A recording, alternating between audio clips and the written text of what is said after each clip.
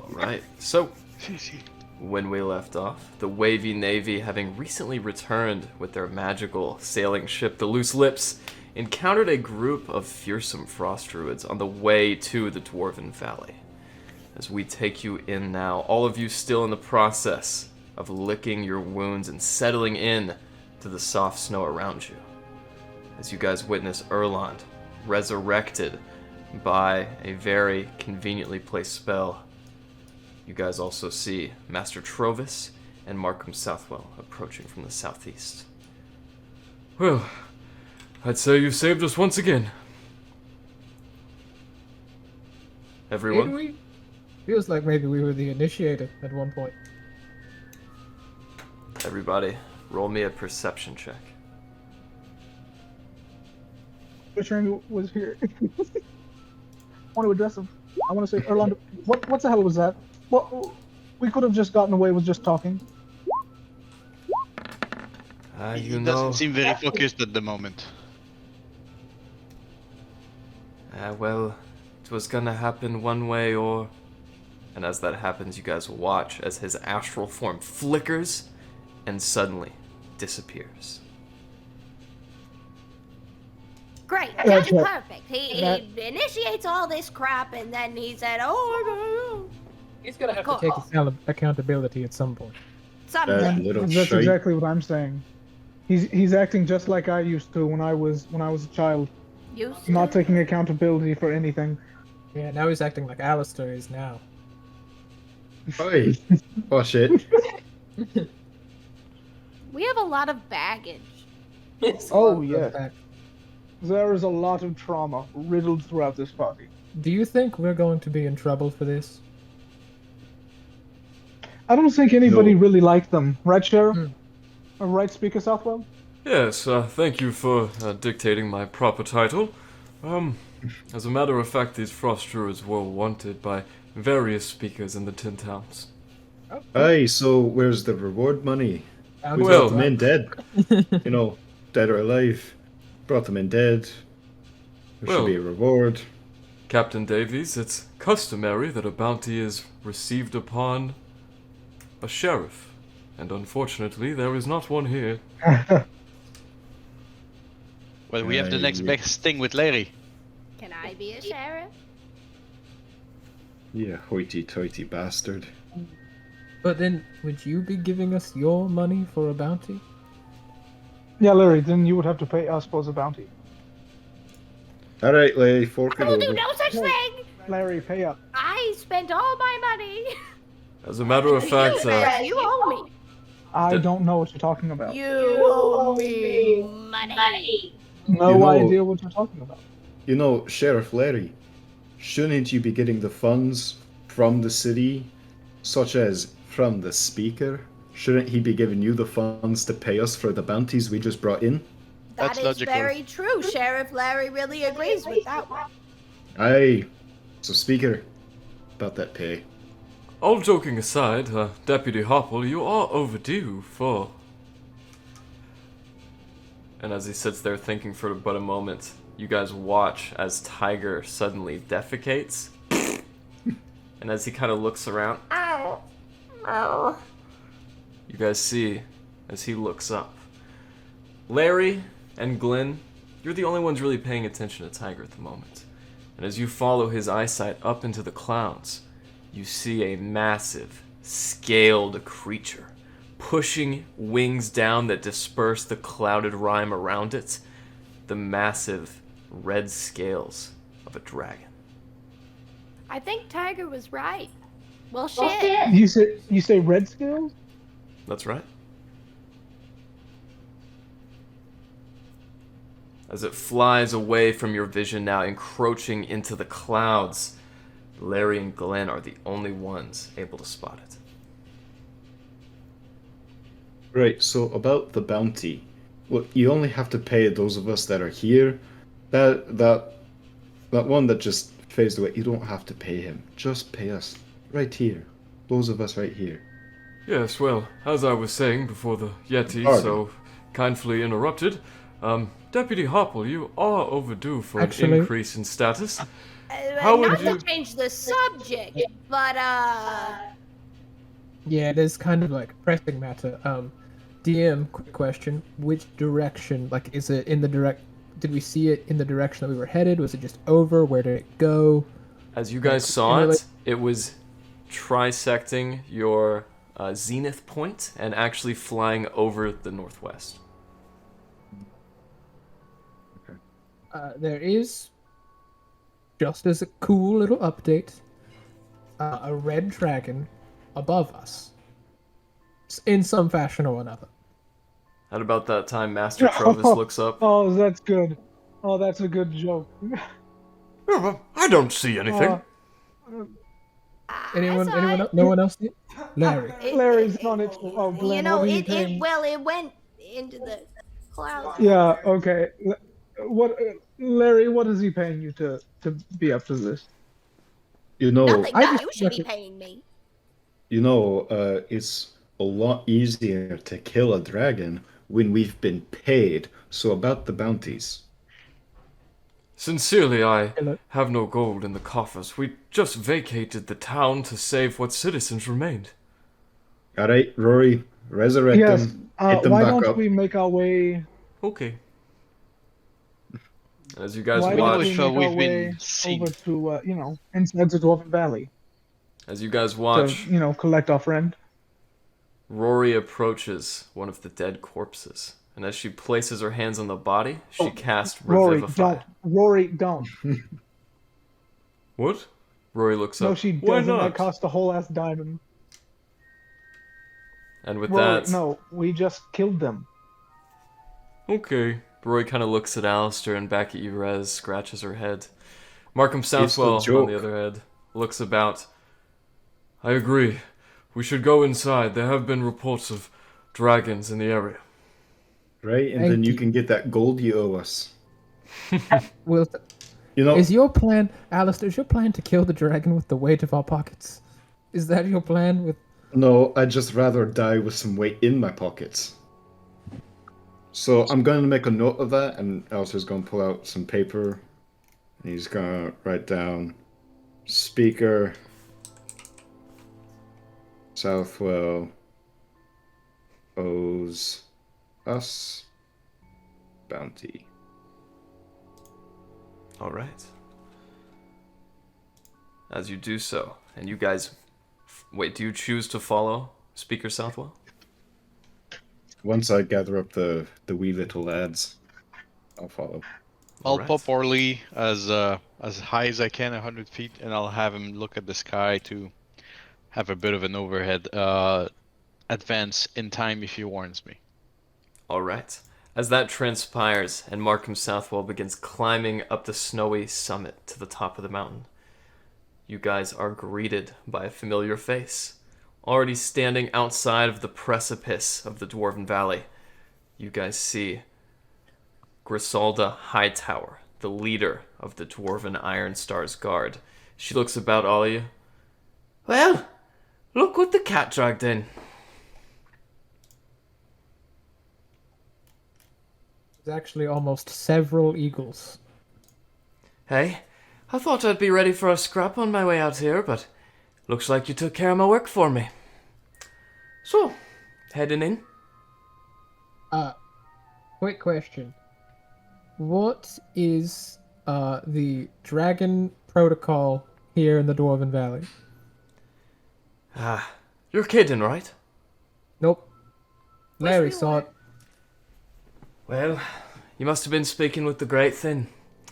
It seems as though there have been dragons afoot, but since they haven't been around in hundreds of years, there really isn't any protocol to speak of. I reckon you should probably get on that, write something up, do some drills. We've been increasing our rounds, but aside from that, there's not much we can do.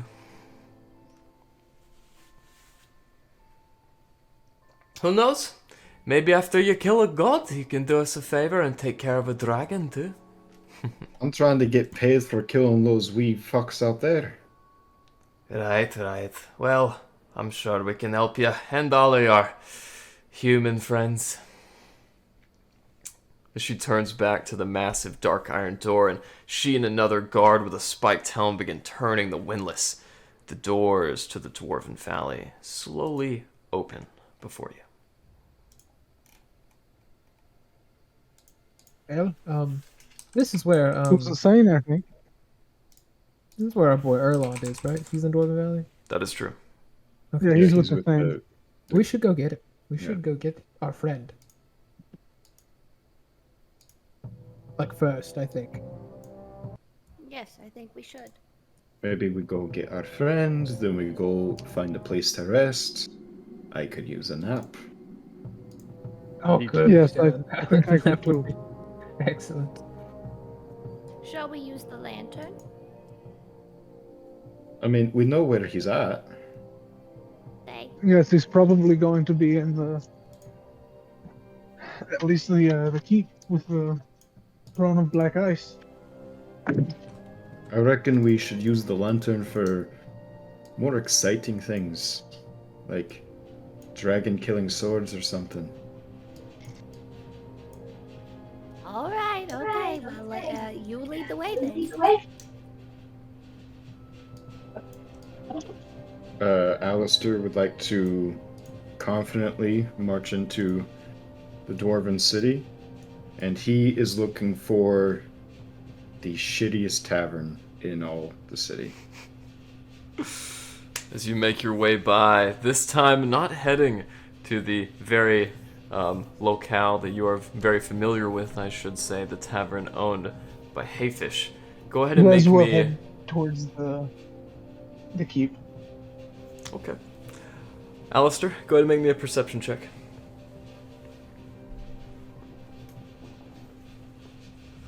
I'm going to use my last flash of genius and add 4 to that. Alright. As you look around and you push your way back past the Daisy Wisp Inn, you inevitably locate this ramshackle of a townhouse situated in the valley. Up on a crag with what looks like a makeshift ladder that leads to the opening, you see a couple dwarvish miners sitting over what looks like a very slant stone platform. What would you like to do? I'm gonna go in, put some coin on the counter, and demand a drink that is strong and cheap. Alright. As you assail the ladder and look about you, you see these two burly dwarves that turn their attention backwards. Dark brown beards, the both of them almost looking related, one with strands of gray and the other dark and ferocious. As they look at you awkwardly, the female dwarf with a beard down to her hips stares up. Well, what do you want?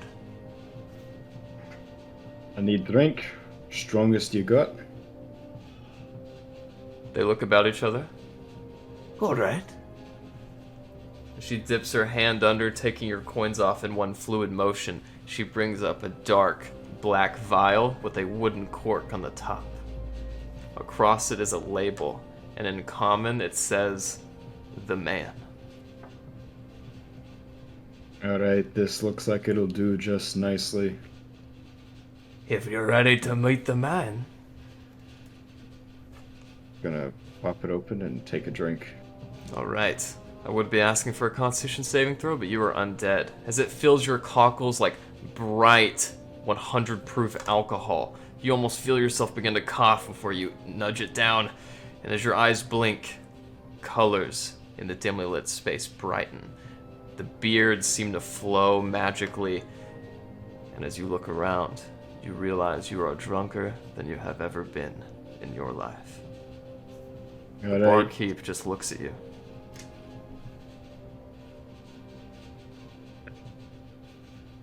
why don't you get 3 more of those on deck for me? Okay. She Maybe brings just up give 3 him- more. We give him 2. And then fill the third one up with water. All right. Well, As she looks at you, okay. That'll be 3 gold. Alright, Christ. gonna reach in and I'm gonna give her 3 gold. By more than spared. Watch yourself, son. been a long time since I've been able to feel the drink. Rez,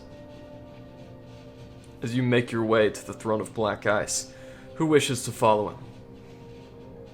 Larry will. All right. I'll be going to take a drink. I'm feeling like shit. All right. Okay, you break off with Alistair and Glyn then. Larry and I shall go get Erland, and we will we'll meet you back at the last tavern we went to. Do you have anything to heal me with, Rez? Oh, yes. Let me crack my knuckles real quick. And Alakazam, Gizmabob, you are healed. May your wound not throb.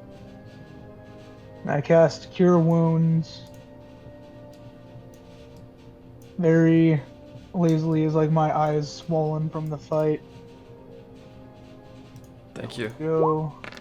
I think I speak for everyone when I say that rhyme was beautiful. Oh, I didn't think you were gonna wrap I don't it know up. why but it Glad you did. cast floods. As you watch Larry divined momentarily in a wreath of yellow light, as it subsides and her scales seem to reform and bolden in front of you. You guys turn a hall and you see the dimly lit opening, the dark tunnel leading in to the throne of black ice. 2 guards stand stalwart, and as you guys approach, they drop their swords back and allow you to enter. Erland, You wouldn't happen to know where we could find the Thane or a friend Erland, do you? Right, in this room, right behind me. Okay, didn't want to. Thanks for the attitude. Have a good one. Yep. And I walk past. Jesus, where do you find them? As you guys head on now, deeper and deeper inside of the throne room, Erland, you see your friends, Rez and Larry, as they approach the steps where you are sitting next to the Great Thane.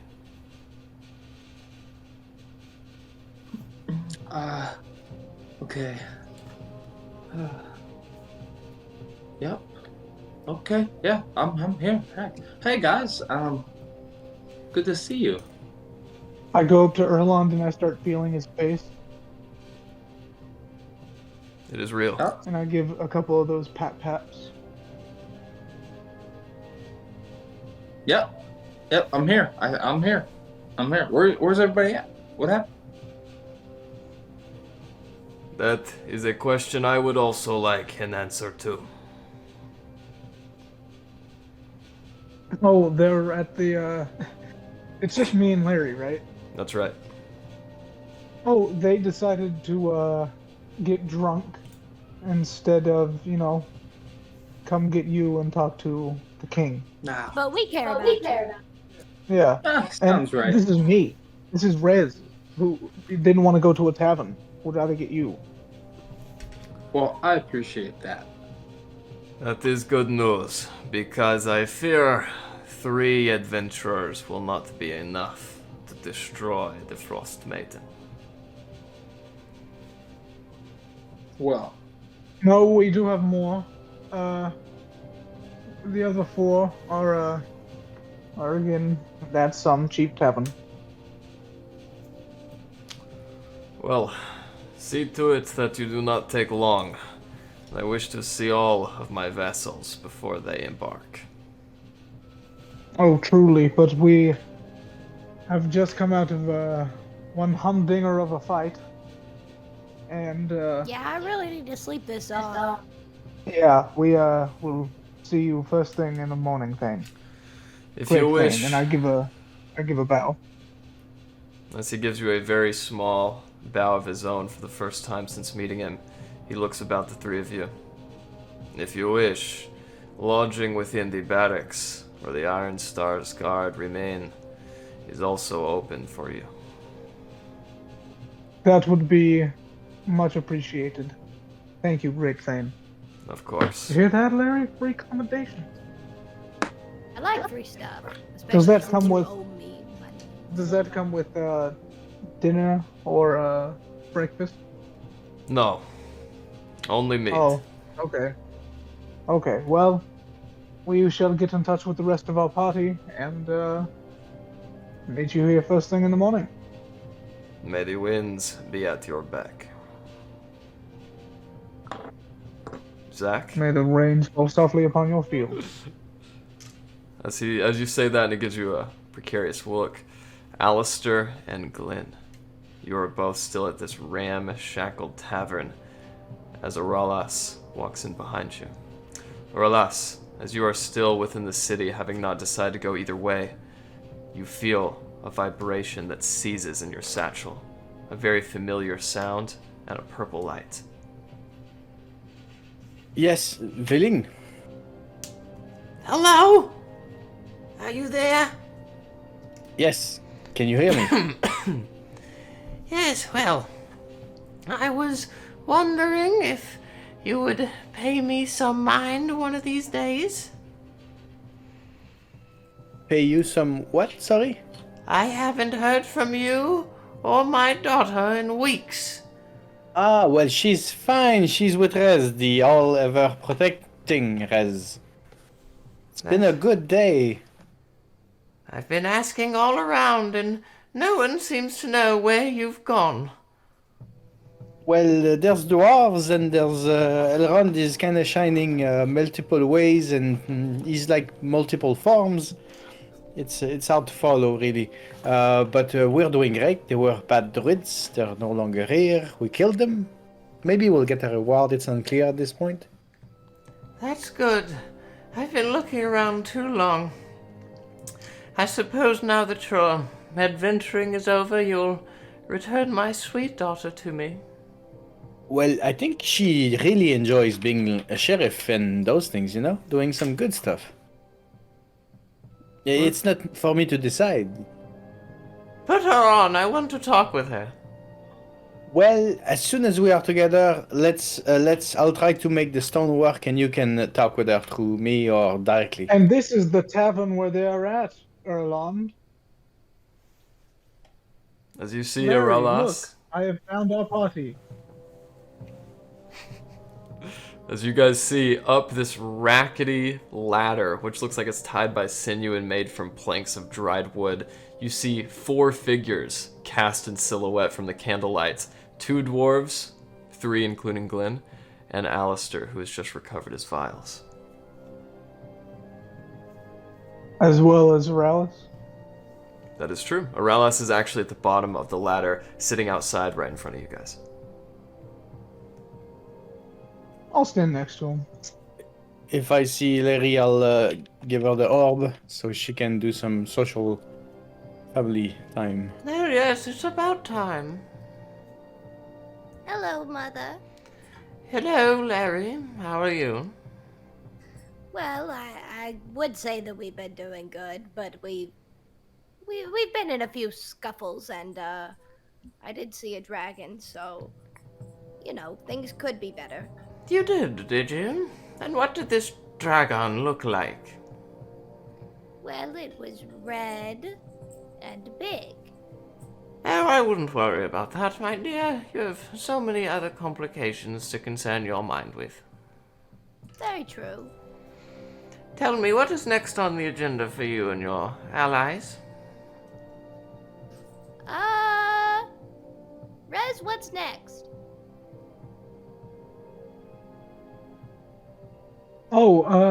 Killing the Frostmaiden, I believe, Yeah. and then eventually traveling to Yeah, Avalon. we're gonna kill the Frostmaiden. What? Yeah, What did you say? yeah, we're gonna kill the Frostmaiden. This is outrageous. What do you think you're getting yourself into, my sweet? I'm not a baby anymore, Mom. We'll see about that. And the light cuts off. You never believed in me. I think a family is always a bit complicated. But they mean well, you know? you would do the same for your children. I need a drink. Alistair and Glenn, as the rest of your party approaches the ladder which you have come up, are you guys still drinking? Oh, Alistair is still drinking. I'm trying to, as much as I can, convince the barkeep to fill like pints and whatnot, and like with water in between drinks of this crazy booze that he's been drinking. Make me a persuasion check. Okay, sweet. I'll ask. I don't use my charisma very much, even though that's like one of my higher stats. It's not super high, but where's charisma? Oh, just persuasion. That's what you said. Sorry. Blam! As she looks up, she speaks to you in Dwarvish. Hey, he's got a coin, but I'm not in the mood to get another one killed. Yeah, and I replied Dwarvish. Oh, okay, never mind. She said it for me. Never mind. Carry on. Thank you much. It's very much appreciated. I'll tip you well. Of course. I'll have what Alistair's having. You will have Hey, nothing. there we go. As she looks over and the other two dwarves just kind of pick their hands up and leave, she says, Oh, don't worry, Cogburn, I'll get that keg to you by tonight. he looks back. Hey, don't worry about it.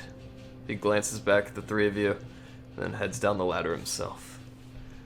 As it's just the three of you and the barkeep now, Alistair, you are handed another vial. However, this one doesn't have a cork.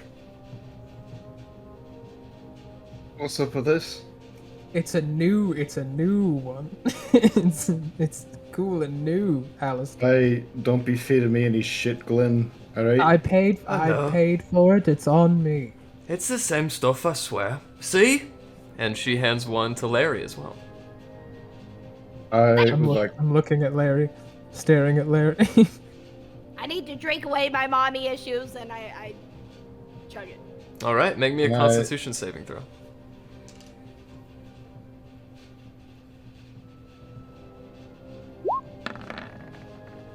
Alright, Larry, as you feel yourself start to gag, a little bit of that is repelled and mixed with your stomach acids. You feel something in your mouth.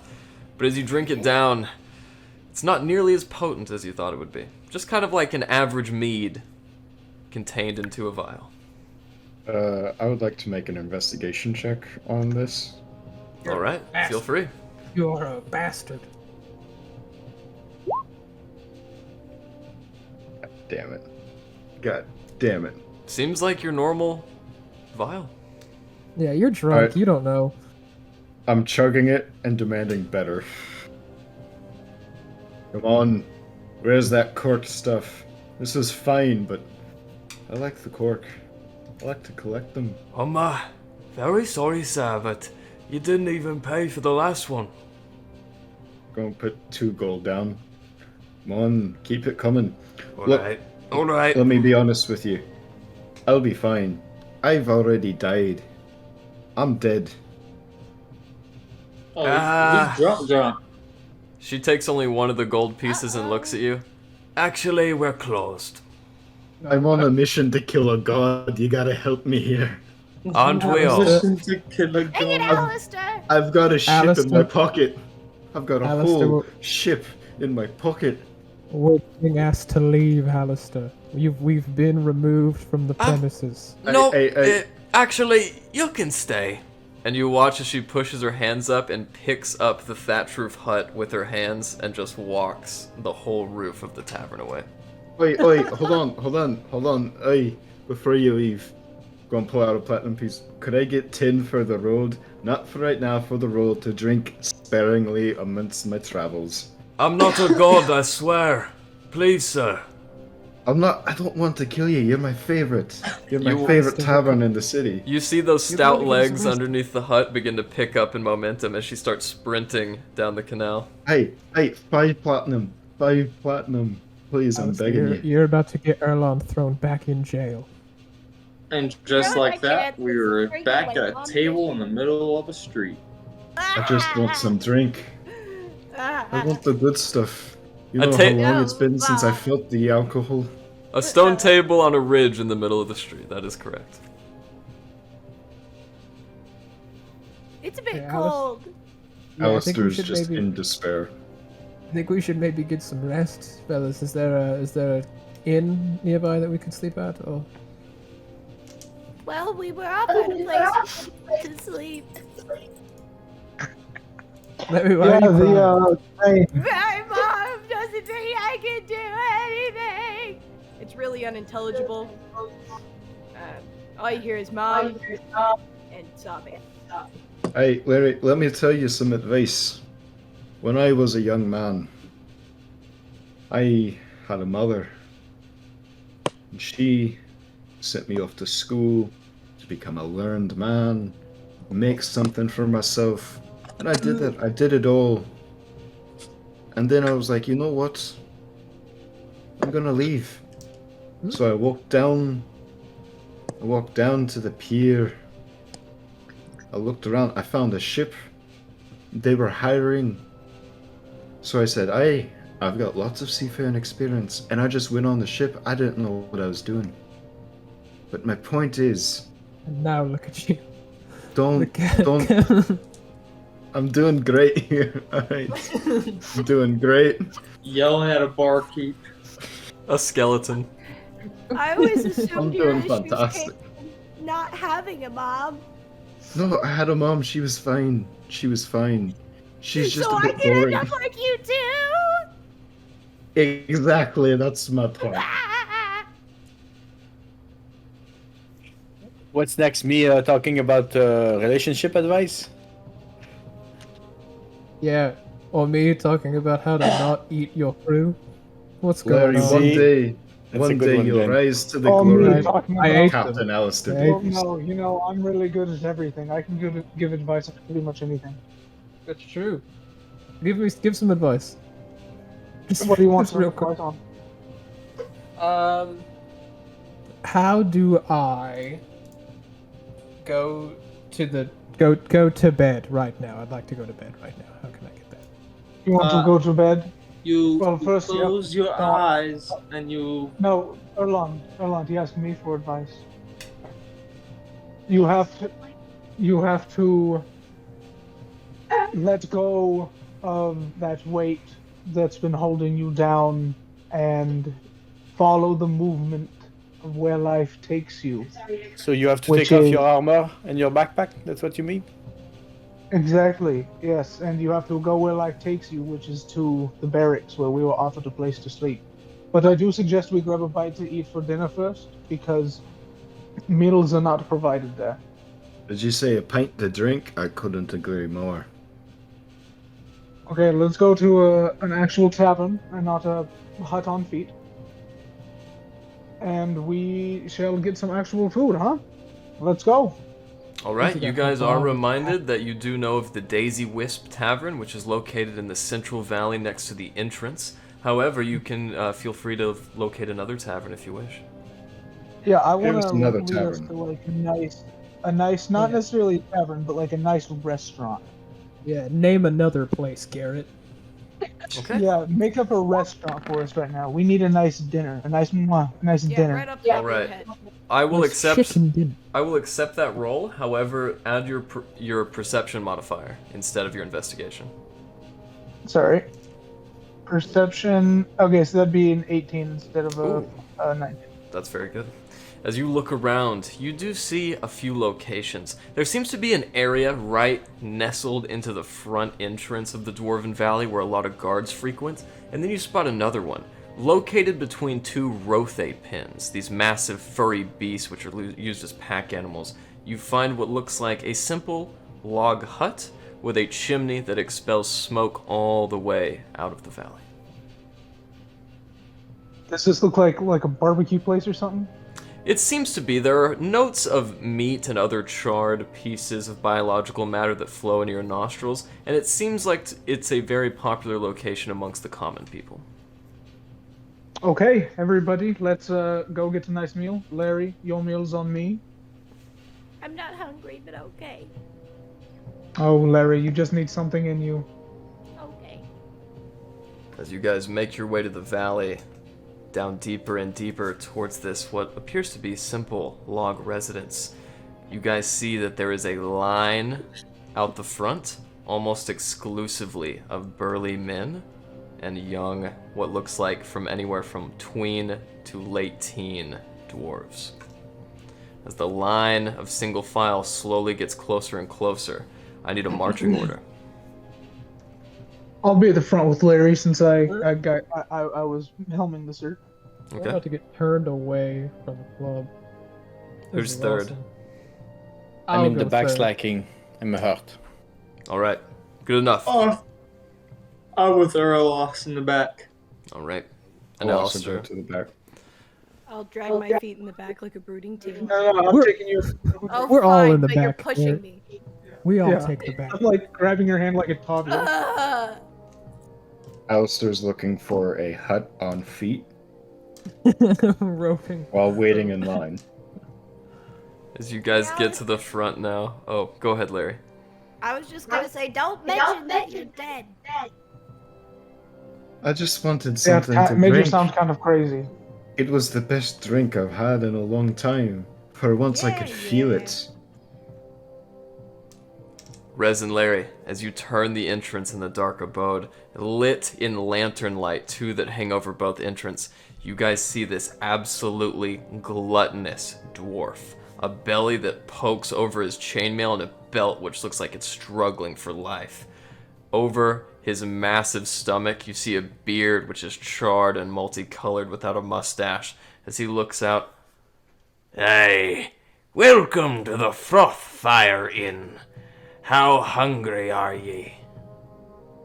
Oh, well, I am moderately hungry, and Larry, I think Larry will take a kid's meal. Come back when you're starving. Oh no, I'm starving. She just needs a kiddie meal though. make a Do kids persuasion eat check. like half off or something?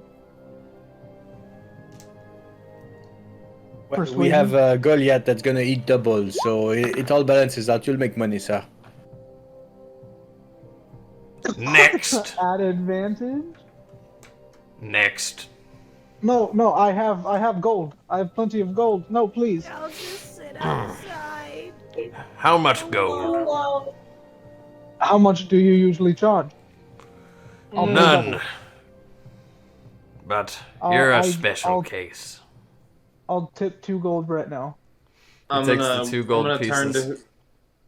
I'm gonna turn to whoever I'm with. Rez really picked a nice establishment. Nah, you and your pet can go on through. Thanks. Next. Who's next? Should be Oh, it Glenn. would be me. Yeah. All of you. You all said you were last. Welcome to the Frothfire Inn. How hungry are ye? You got drink? Aye. I'm here to drink. Oh, okay. He's here to drink. Do you have that? I'm here to eat something. Do you have vegetables? Welcome to the Frothfire Inn. How hungry are ye? I'm hungry, alright. I'm Oh, gonna eat hungry. something, please. He looks at Aurelas from back in the line. Come on in then. Oh, I don't understand this. I think that's what he wants to hear. You know, lads, I say we just walk in. Just This walk. is odd. Alistair's just gonna try and walk straight in. As you try to walk straight in, he spots you. As his beady hazel eyes lock on your bright blue ones, he steps right in front of you as you bounce off his belly. Welcome to the Frothfire Inn. I'm starving, alright. All right. The curtain swings open, and in front of all of you now, you see a massive cobblestone floor. 5 fire pits, which looks like they're decorated and set for 5 dwarvish families. In the center is a massive pyre, rectangular in shape, with 8 meat hooks strewn about it, each of which hang massive Roth haunches, bigger than most of your arm spans. Whoa. I told you, this place is going to be good, guys. I was And enjoying we'll the plop last down place. at a table. Poor Glenn. I like the last one. Salad bar or anything? in here. Do you A have single any a beat, Unfortunately, a tuber there of isn't. any kind. However, I'll just. go ahead. A I've garnish. got some stuff here. I got stuff here. It's fine. I brought my own. I brought my own. Don't worry. You're like the vegan that has to bring their own food to the Drink a peanut the butter outing. sandwich everywhere. You can teach him how to do this laundry. Just pretend like Oh, you're doing it. Yeah. Full sleeve of Oreos. As you guys gather now around the pyre, the heat and the smoke generate a lot of warmth under your faces, especially for our drunk party members.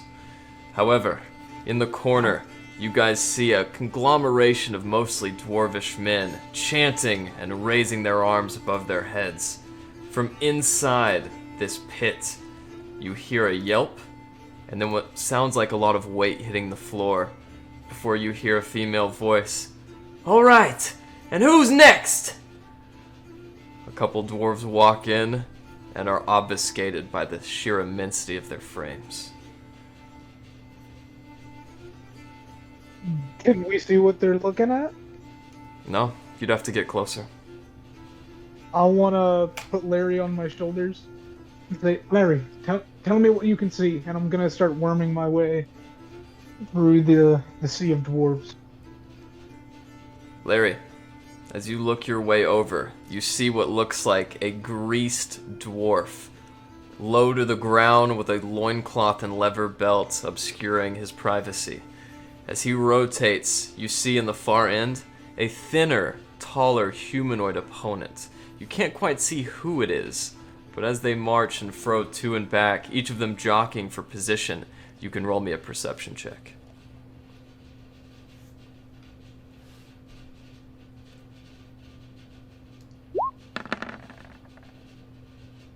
You can't quite recognize this person. They are a half-elf, or what looks like a high elf, or someone of that origin. As they swing about, tiptoeing to and fro with this dwarf, suddenly the dwarf looks over. "Hurrah!" And as he leaps forward, the elf elegantly halts out of the way, and the dwarf crashes to the ground where a number of other greased contestants lie. "Hurrah!" The dwarves yell in unison, and another contestant steps forward. It's just fighting. It's just a greased dwarf fighting pit. Yeah. Dwarf sumo. Okay, I guide us to a table.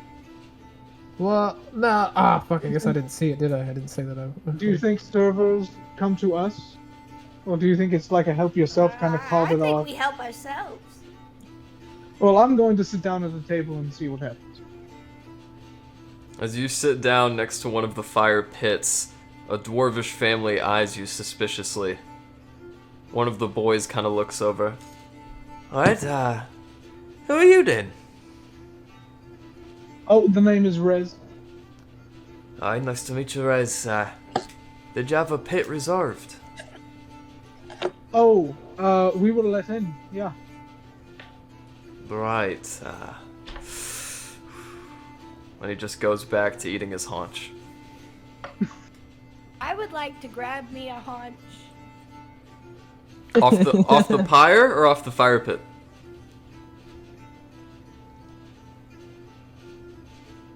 The pyre? Alright, as you take one off the pyre, inevitably a very loathsome, very low to the ground, I should say, hooded dwarf approaches you as she speaks amicably. Would you like anything to drink, my lady? Some meat? Alright, I'll be right back with your mead. Anything else? As she points to the rest of you who are around the pyre. What's I will also strongest take a you got? mead. We got a bottle of the good stuff from the gnomes. The Poritsi de Jardin. You got any of the man? Huh? Just bring me the good stuff, alright? Okay. Real quick, I want to know about this grease shoving that's taking place. As she kind of looks over. Yeah. Some elf lady came in. She's been causing a ruckus. Don't worry, I'll break it up. This is not sanctioned. We just- No. Oh, I thought it was like a dinner and a show. Not quite. Shows Yeah, are only at the I'm end gonna of the start- 10-day. I'm gonna start helping myself to a hunt, Yeah, following Larry's lead. Knowing this, I want to go watch the fight. So I'm trying to snake my way through, trying to shove my way to the front. Alright, Glenn, you do so with ease. Most of the dwarves are about your size, but none bigger. And as you push your way in and look about, you see in the center of the ring, this time a younger dwarf. Bowl-cut blonde hair, very dense 5 o'clock shadow as he kneels back. He lunges forward, and as his body goes out of the way, you see the victor standing over him is Lashana. Lashana! Lashana? Lashana! Well, it's been a while. It's been a while. Orlos's heart just went. Boom, boom, Big, huge cheers. This damn chair is not very solid. It's like shaking and all. As she sees you, Glenn, and looks down at the dwarves who've defeated her, she kind of aims her eyes through the crowd. Cash me out, Colbert. Oh, come on! One more! Please let me get my gold back! No, I'm sorry. That's all for the day. As she wraps this massive towel and ties it to another around her waist, kind of mopping off some of the grease off her arms as she approaches you guys. Well, it's about time you showed up. This is the coolest thing you could have been doing. It's really the only Yeah, thing to that do. was quite a display. You beat the hell out of those fools. Oh, thank you. Were they mean to you? No. I knew I was more acrobatic than a lot of them. However, I got rather bored. This is a good way to pass the time. That's excellent. Seems Maybe. Yeah, maybe. Oh, goodness. I don't know. I don't have a point to make. You have to. I'll take you back to the table? The flame hole? Chris is not taking his haunch and is sitting by a table. Yeah, well, there are no tables so much as there are, like, waist-level cobblestone bearings around the fire pits and the central pyre. However, Rez, you did say you were at a fire pit. Is that true? Yeah. Alright. I grabbed my haunch and I fucked off to a fire pit, like saving a bench in high school. Lashana, or as Lashana and you, Glenn, make your way back to the fire pit now, everyone, roll me a perception check.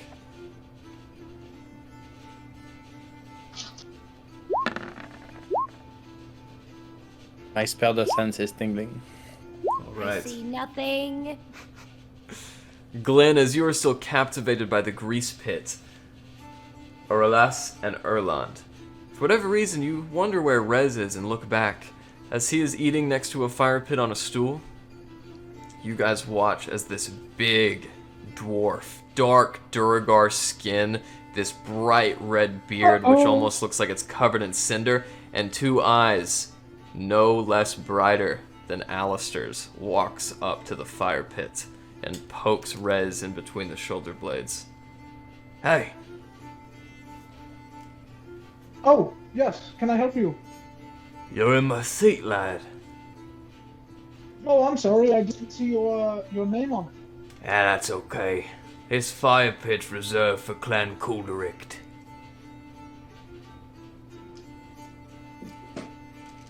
Oh, I don't know who that is, so I'll just continue to sit here. he I'm grabs saving this seat you. for my friends. He grabs you by the lapel and kind of picks you up. What do you mean you don't know Clan Kuldericht? Are they important? Yes, we are. Oh, well, I didn't know that. The kid who talked to you earlier. Uncle Fenric, why don't you leave him be? He's obviously not from here. Yeah, is that true? Yes. I've only been here once before. He It was lets you about a go. week ago. Fine. Oh, thank you. As he walks around and gets his own seat, a stool from a distant fire pit, and pulls it close. He grabs a meat haunch from under his lapel and starts biting into it without breaking eye contact. I'll awkwardly glance at him for like the next 15 minutes. What would the rest of you like to do? I guess I'm bringing Lashana just to where everyone is, and it seems like we're all pretty scattered. So I'm not sure what the plan is. That's right. I guess I'll start walking until I see other members, and I'm like, hey, it's fucking Lashana, yo. Sure. As you bring her back to the pyre, Auralas, Larry, Alistair, and Erland, you all see Lashana. Oh, nice to see you. Oh, nice to see you too. I'm glad to see that your beard's finally growing in. Do you like it? I do. I wasn't sure if you were gonna like it. Very rustic. It slows me a bit when I jump and spin with two blades in both hands. I feel it's slowing me down in the wind a bit, but I like it too. Oh, nonsense. Besides, aren't you blade singing types all about your style? Yes, it adds a bit roughness to it. It is very stylish. She kind of looks around.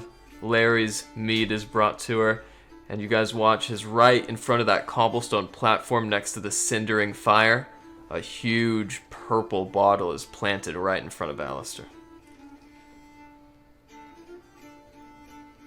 Gonna open it up, take a drink. A very refreshing, very hearty and harsh beverage. Go ahead and make me a constitution saving throw. And as Lashana, as you can see, our friend Alistair here is trying to kill himself every night. Oh, that's very terrible. And for whatever reason, we try to keep him alive as best we can. I'm doing fine.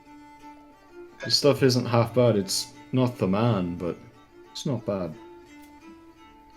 Hey guys, I got us a table over here. Oh, look, there's Reds. We should go sit down. I guess we're sitting with Rex, yeah. As all of you go next to the fire pit, you watch as all of the dwarven family members assembled kind of look at you and give a very synchronous look of disgust. Hello, everyone. What are you looking at? We're just enjoying the festivities. Are we interrupting something? No, the young one speaks up again. It's just, you're eating at our fire pit. It's a little disrespectful. Oh, I didn't realize this was like a designated seating. It wasn't. How do we get our own fire pit? You become a member of a clan worth its weight in salt. Worth its weight in salt. What if we're trying to kill the Frostmaiden? Well, that's a big one. Wavy Navy! I am I'm from Caer Konig. Does that get me anything? That Duragar with the big red beard and the fierce fiery eyes looks up. Say you're a member of the Wavy Navy. That's right. Mm-hmm. Actually, we're the entire Wavy Navy. He picks himself up by his stool, this time pushing himself up by the ground with his huge dark hands. As he walks over to you, Larry, pushing his chest out, he pushes his arm forward and extends a hand of friendship. I thought we were about to kill a man.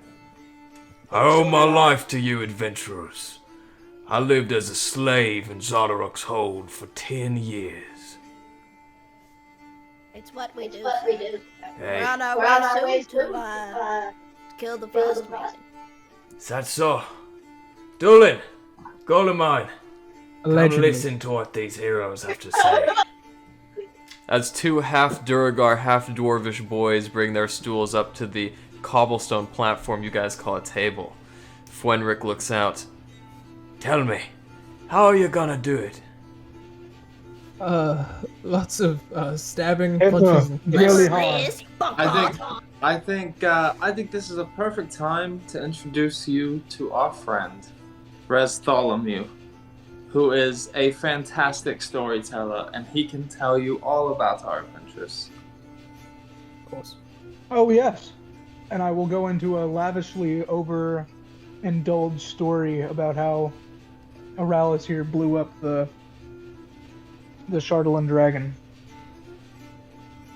Wait, you're Rez Tholomew the Fair.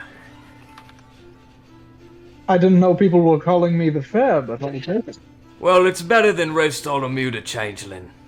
It might be a different Bartholomew too. we I'm don't sorry. know for sure. Excuse me. Yo, words around out there. Grisolda's been telling everyone about the guy he found in lockup. Oh, that's just great, but I have no idea what you're talking about. He's as much of a changeling as he is a sibling eater. Oh, I see. Which is Those are just rumors. 100%. No, it's a fact. Oh, Exactly, my Fair. It's up to your interpretation. you must Do have you see any countless siblings stories. around him? That's a good point. I killed all my siblings in fair combat, so suppose we But can you relate. didn't eat them. No, I Well, didn't. we don't know. I didn't. As he looks about, he kind of ushers back his nephews. Why don't you go sit back at the fire pit? I'll talk to him. You know, excuse me, sir. I was wondering if you could help a captain of the Wavy Navy here. Aye, perhaps. Have you seen a tavern that is a hut on two legs running around? You're talking about Lauren's Hole. Aye, I've been there many a time. They serve a drink called the Man. Have you met the man? They cut me off after 4, He's met and several I men. want more. They won't give me more. I've offered platinum. They won't give me more.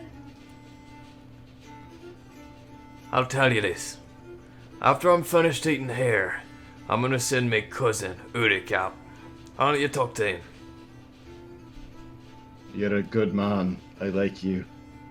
Well, it's not exactly true, but I do respect family eating time. Whatever. As you guys enjoy your meals alongside Lashana, Aralas, you find the meat to be tough and rowdy, full of gristle, but Lashana bites huge chunks off and chews it in her cheeks next to you. Inevitably. Go ahead. Lashana, it seems like there's more to you than meets the eye. Oh, really? And what meets the eye, Rez? A graceful, Dainty. well, I was going to say graceful, beautiful elven woman who seems to keep her wits about her and isn't really involved in these kind of fights. Glad to see your eyes work, even without dark vision. But you're a real woman. Oh, well, so are you, Larry. I think we've all grown. Larry, a how bit. drunk are you? I've had a few. I'm sorry, Zhezhik, you were going to say something. Well, I think we all did evolve from all the last months, and it's nice to see you have taken your place and you are getting to be more formidable each time I see you. Yes, well, some of my illicit training from the noble house is coming back, but I must say, I do miss my canvas. Well, it's good to see a woman who, you know, defends her own and does her thing. You know, I respect that. Sure, I'm gonna take a drink and probably choke on it. I It's respect a compliment. you too. Listen, I'm going to head off to the barracks. If you guys need anything, that's where I'll be. We'll be there soon. Yeah, I think that's where we're going. Oh, really? Okay, well, good to see that we have local quarters.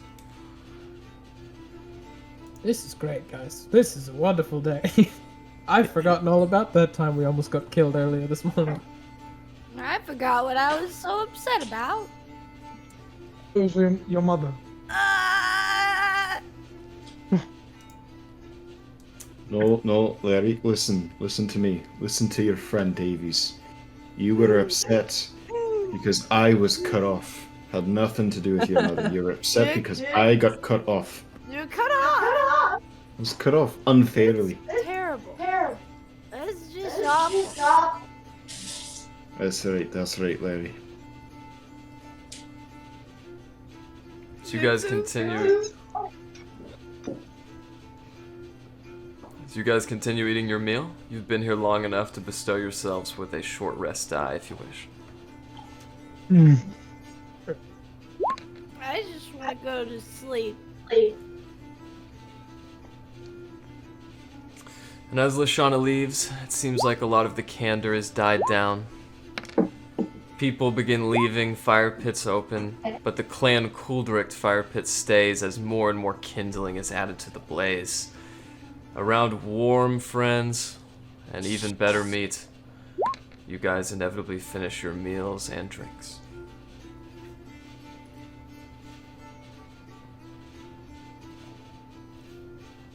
Okay, shall we head way back to the barrack and get a good night's sleep? I think so. Come on, Larry. And I pick Larry up and put her on my shoulder. In very typical burping position, you lay her over your shoulder and you guys begin heading out. As you do so, Alistair Davies, you feel a dwarf prod you in the rib cage with his elbow. Hey, what's that? You the cousin I'm looking for? That's right, Ulrich. I hear you're the fella to get me some other man. Keep it down, keep it down. Let's talk more when we're on the other side of that curtain. Lead the way.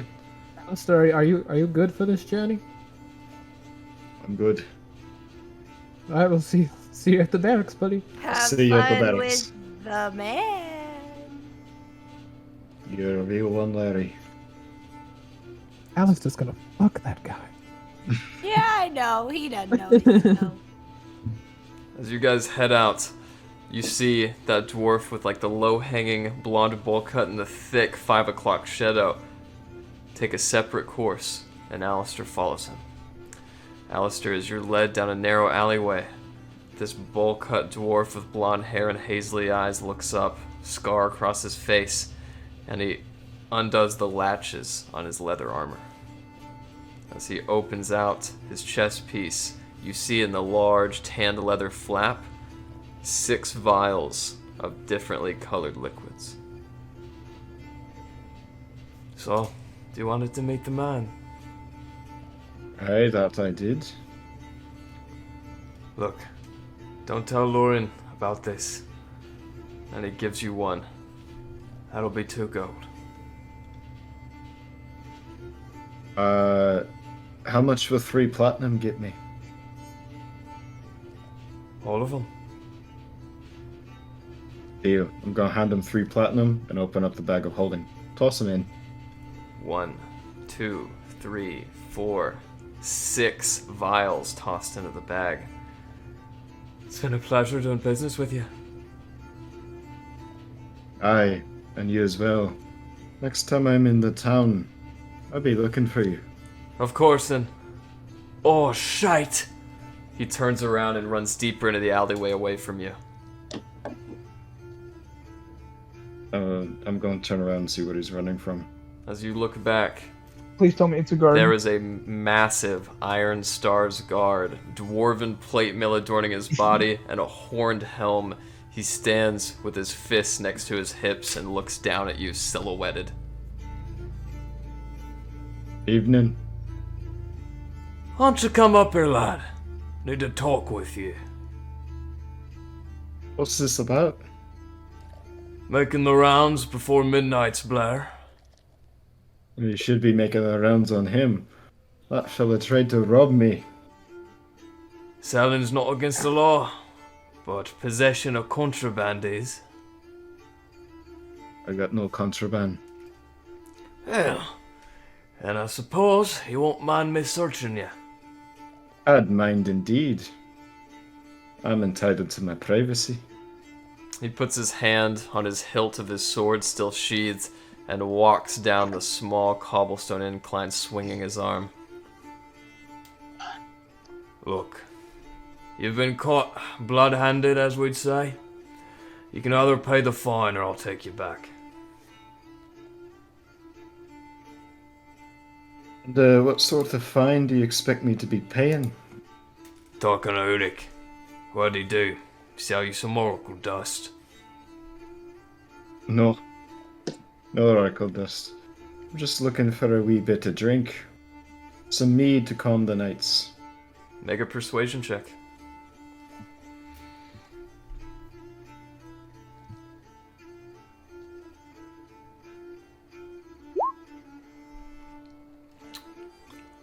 Good story. He grabs you by the wrist. Do you resist? I'm resisting. Alright, make a dexterity saving throw. Actually, nah, yeah, dexterity saving throw. I don't think you're going to want to make an athletics check. Alright, as you slip away, he takes another step forward as if he's going to grab you again. What do you do? Oi, oi, I'm a guest of the Thanes.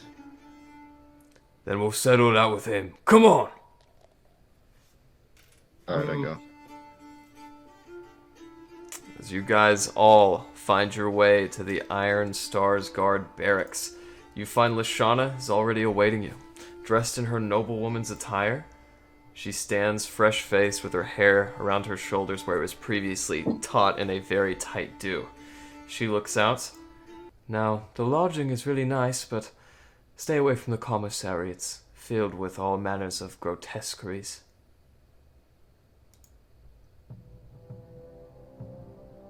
Okay, great. So, I think we're really just going to sleep, aren't we? Isn't that the only reason we're here? So we can then speak to a person? The Thane, the king, whoever, the president, yeah. the mayor? You look tired. Between you and me, try to get on the top bunks. How many bunks are in a room? How are we spacing this out? Because I don't think we're getting our individual rooms tonight, fellas.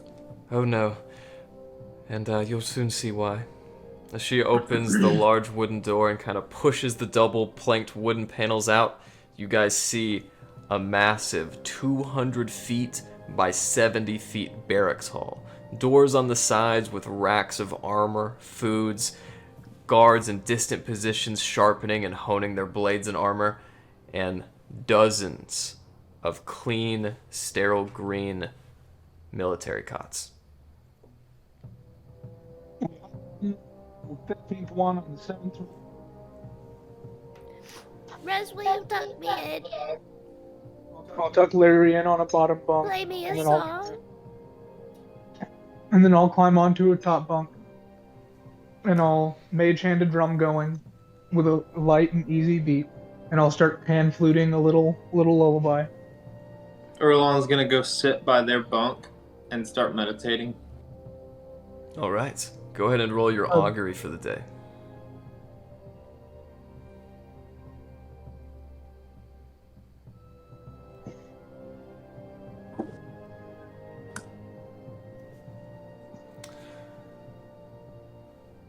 As the rest of you find a place to get situated.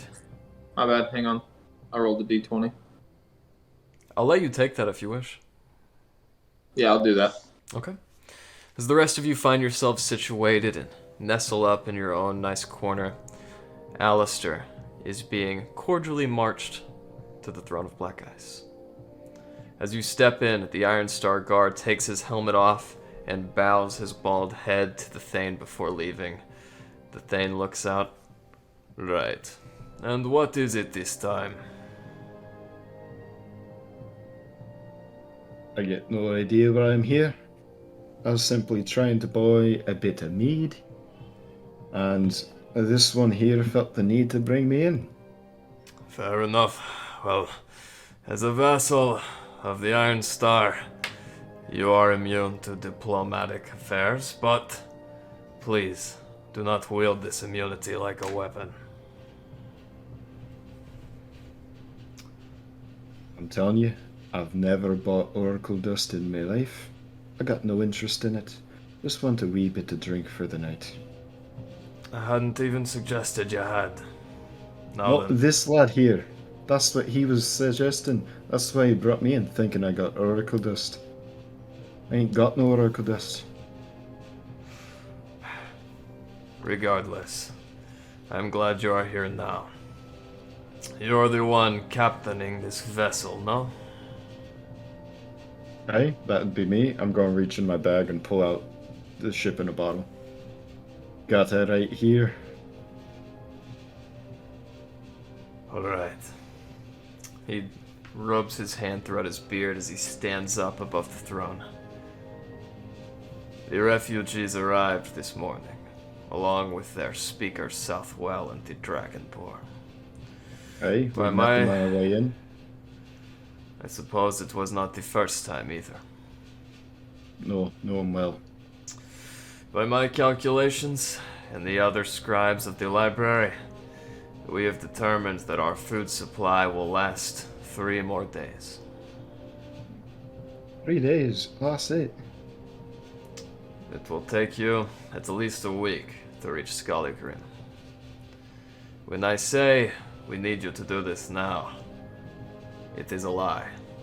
We need you to do it 3 days ago.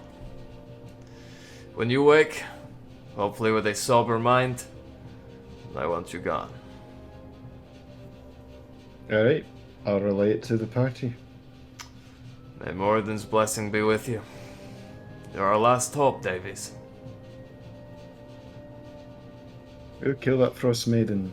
In the meantime, might I recommend maybe you send a few folk over to the gnomes, hop in that portal, go to a town with some food and bring it back. I hear they got a union now. The king of the gnomes is a very ignorant man. Even more than He's me. gone. He left. Out on an airship. Well, that should make negotiations easier. I'll just march my army in there, tell them I want all the food, and head back out. I won't do that. This is what you should do. We are dear friends with the head of the union, of the workers.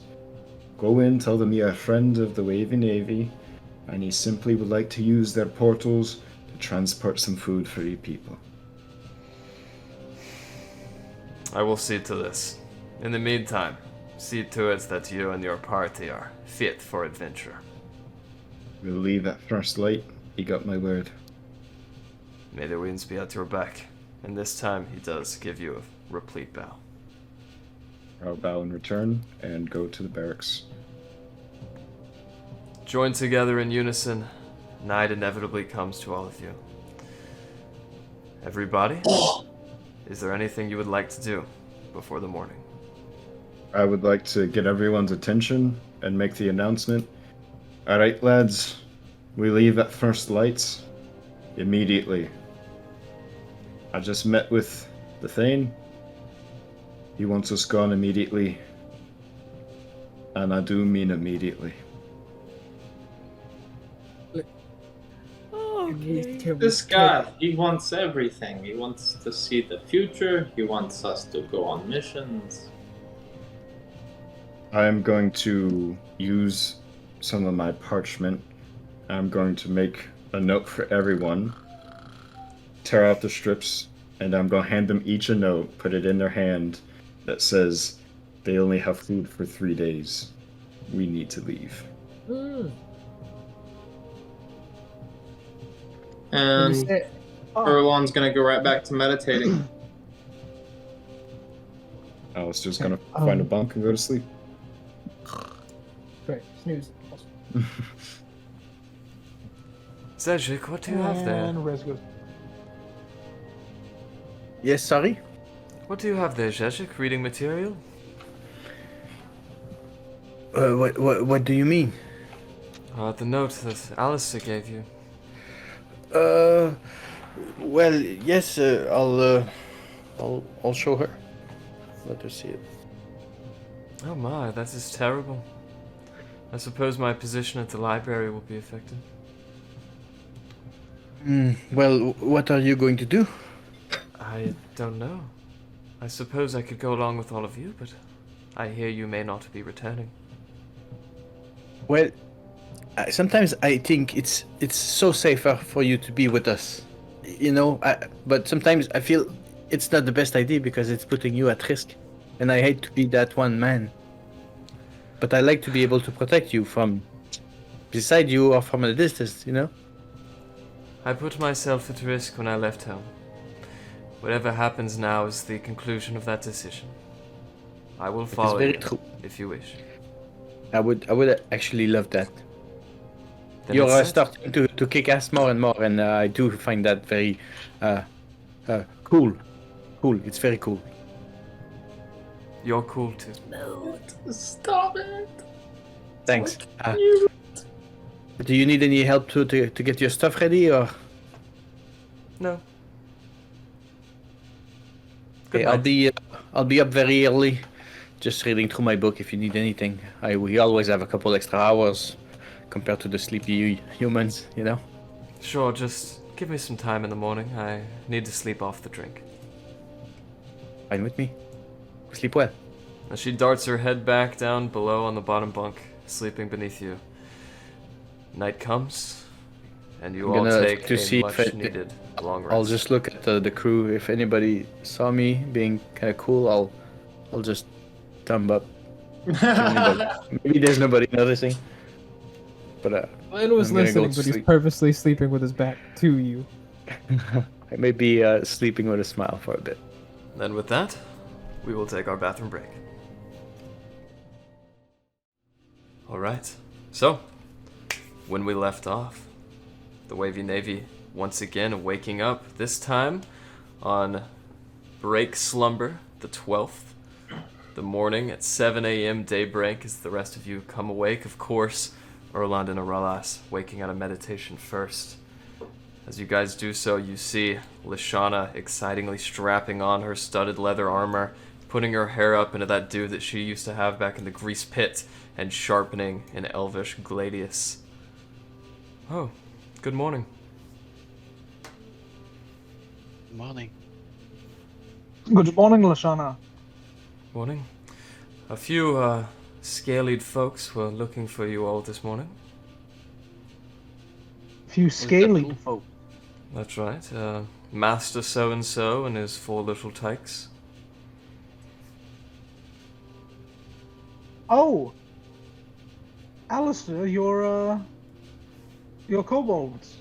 Hey, We the could wee use lads. them as crew. We're gonna need them on the journey. We need them as crew. They're my crew, first of all. Alright, I am their captain. I And didn't say you weren't. I will use them as a crew.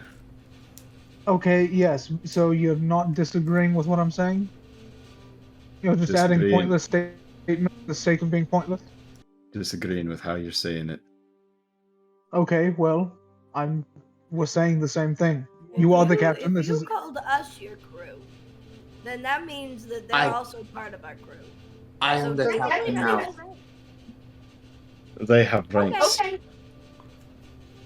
Well, they I always have like a this. ship. They are. You'll see. It's quite charming, and Yes. hey. you'll get immune to it. Auralis, you're magical, right? Sometimes. Can you make a little bit of something into more of something? You're losing me there. Because, and I'll very carefully show him my almost empty bag, like my near empty bag of oracle dust. Because I'm almost out of this stuff, and I need some more. Well, I think before we leave the city, maybe that's best to buy it already made. If I get to try some stuff, I need supplies, chemistry components. Maybe if we were on a ship sailing for months, we could work on that. But for now, I think just buy it. Yes, but I don't know where to, is the problem. Well, I don't know at all as well, but I can look with you. Oh, that would be great, yes. Do you think it's wise? Should you just try to do your, like an alternative, Is that a better idea? Morales, I can't just stop using this stuff, okay? Okay. It's so cold here, and it keeps me so very warm. Rez, I would say to be quieter than you are now whenever you're talking about it around town, because I do believe it could be a bit delayed. Oh, yeah, probably. Didn't we need to get out of here, like, ASAP? Yes. At about that time, you guys see a dwarf who looks like he's sleeping in a military cop throw his sheets out and look down from the top bunk. For fuck's sake! Can you talk somewhere else? No. Sorry, sir. My shift's in 2 hours! Keep your fucking pants on. He takes Yeah, off well, his our sheets. shift starts right now, and we don't know when we'll be back, so good night. He takes off his sheets and he is completely nude from the waist down as he jumps off the top bunk. Listen, I don't know what you're chattering on about, but I've got to get some sleep! If you've got some drugs, he'll shut up. What? Larry, shut up. Okay. Olias! I'm tired of it! No, I'm with Larry. genuine. Be yourself, and you could be asleep right now. Bugger off! And he Aye, goes sir. and he lays back down.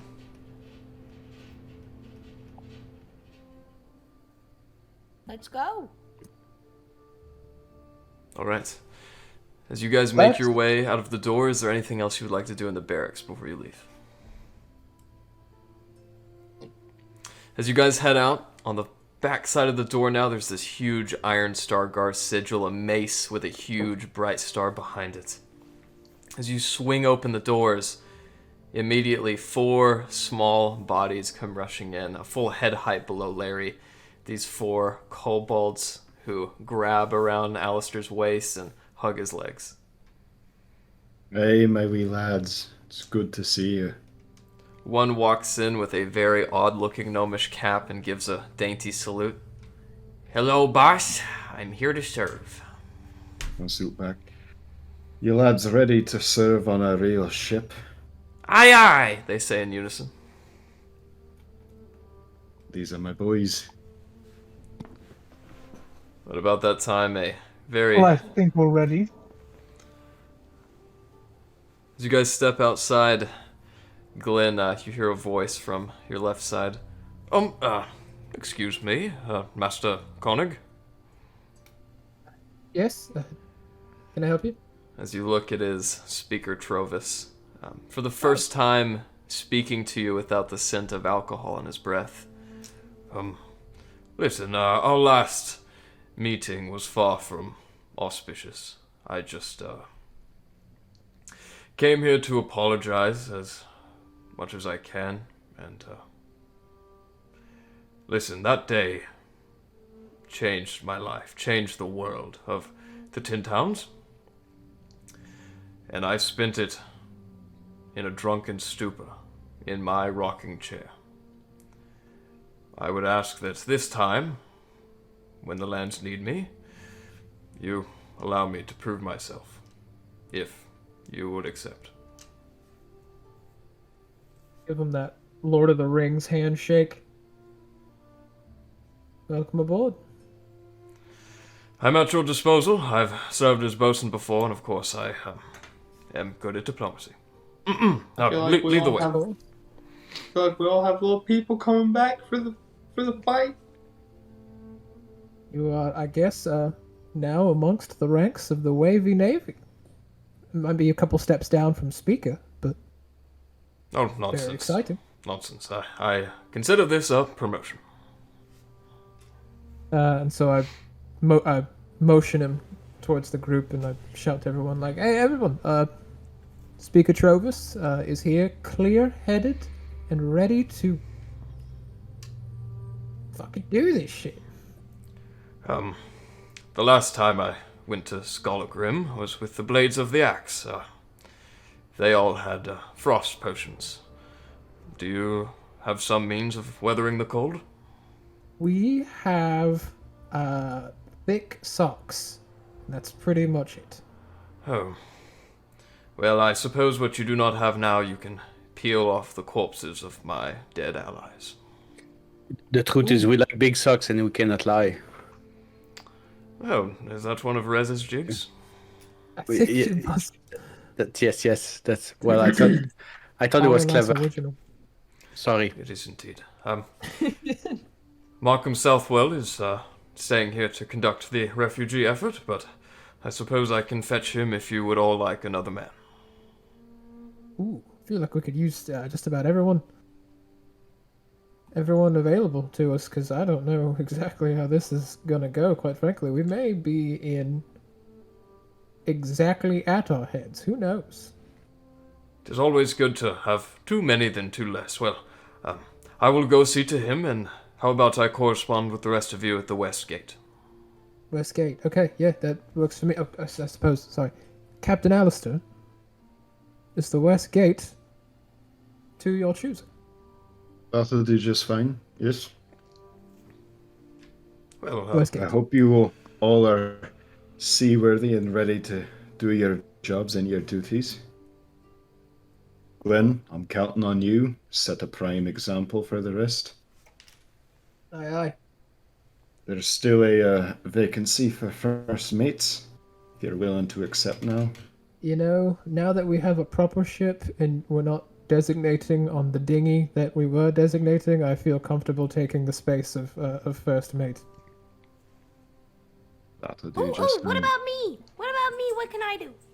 You can Larry, operate the cannons.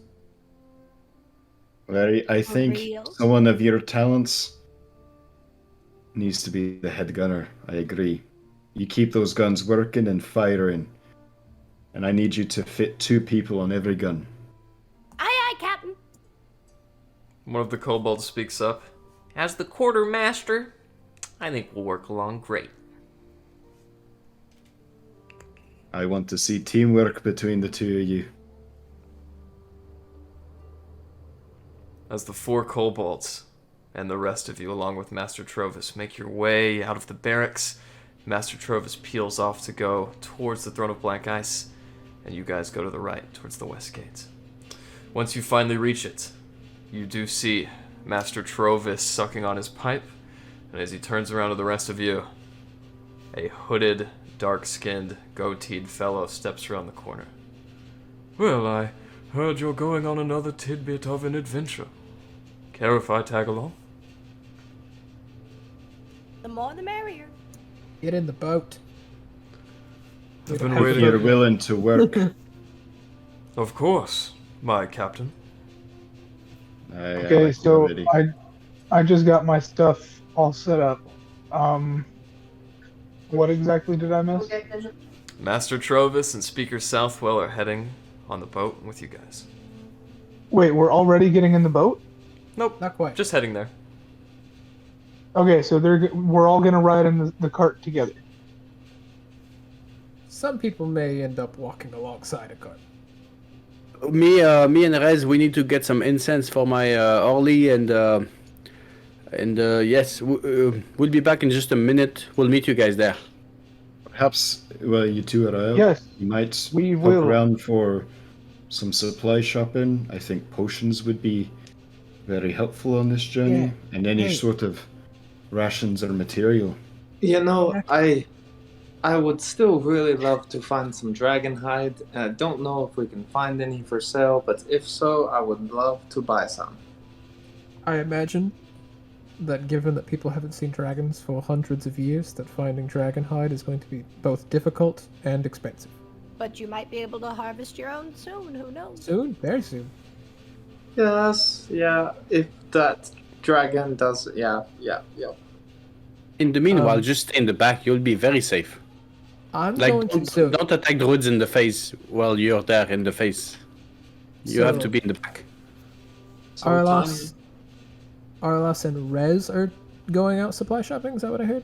Yes, we have incense to buy and very boring stuff. We'll be right Okay. there. Right I'm back. going to give you guys real quick all of the money that I'm currently carrying, which isn't a ton. I have 140 gold and 25 copper. I'm just gonna give that to you guys. If you happen upon any potions, well, specifically frost potions, but any potions or anything that you deem useful that we can afford with what I'm giving to you, just grab them and we'll disperse them to whoever needs them most. 140. Yeah, 140 gold, 25 copper. I I'm will. gonna- uh, I'm gonna I will match that and also give you guys 140 gold. I will stick a van in front of Rez and grab the gold before he has a chance to do so. I will toss in 3 platinum. All right. I'm gonna I make can this also snappy. give you guys a fat sack of copper. Keep that. It's gonna slow us down a bit. And I All will right. keep my copper. Aralis and Rez, as you guys jolt back into the city proper, you guys are aware of a few different locations. You know the Push and Pull General Store is going to have most of your average day-to-day needs, and the black market items kept by Hamish at the Daisy Wisp Tavern has a lot of potions. What do you guys want in terms of general goods? So who are you going to ask? Like, do we find somebody that looks shady? You very well can look for it, but you guys know you can get most of your general goods from Erlina at the Push and Pull, or you can get your black market items from Hamish at the Daisy Wisp. What? Oh, Rez, you're talking in the air. Sorry, I forgot I was on push to talk on my laptop. I was talking and wondering why I'm like, can they not hear me? Okay, so I say we go to the Daisy Wisp first, and on the way there, I will look towards Auralis and just say, is there any reason you kind of tried to turn away Glenn from coming with us? Well, he's very, he has a good soul. Let's put it that way. I like to keep him intact. You are corrupted and foul, but we do appreciate you. And when you sing, everything is forgiven. Well, thank you. I very much appreciate that. But do you have anything on your mind, Auralis? No, I just wanted you to be alone and do your stuff, buy your stuff, and then be on the way to the ship. Oh, that. Yes. Sorry. Yes, sorry. My bad.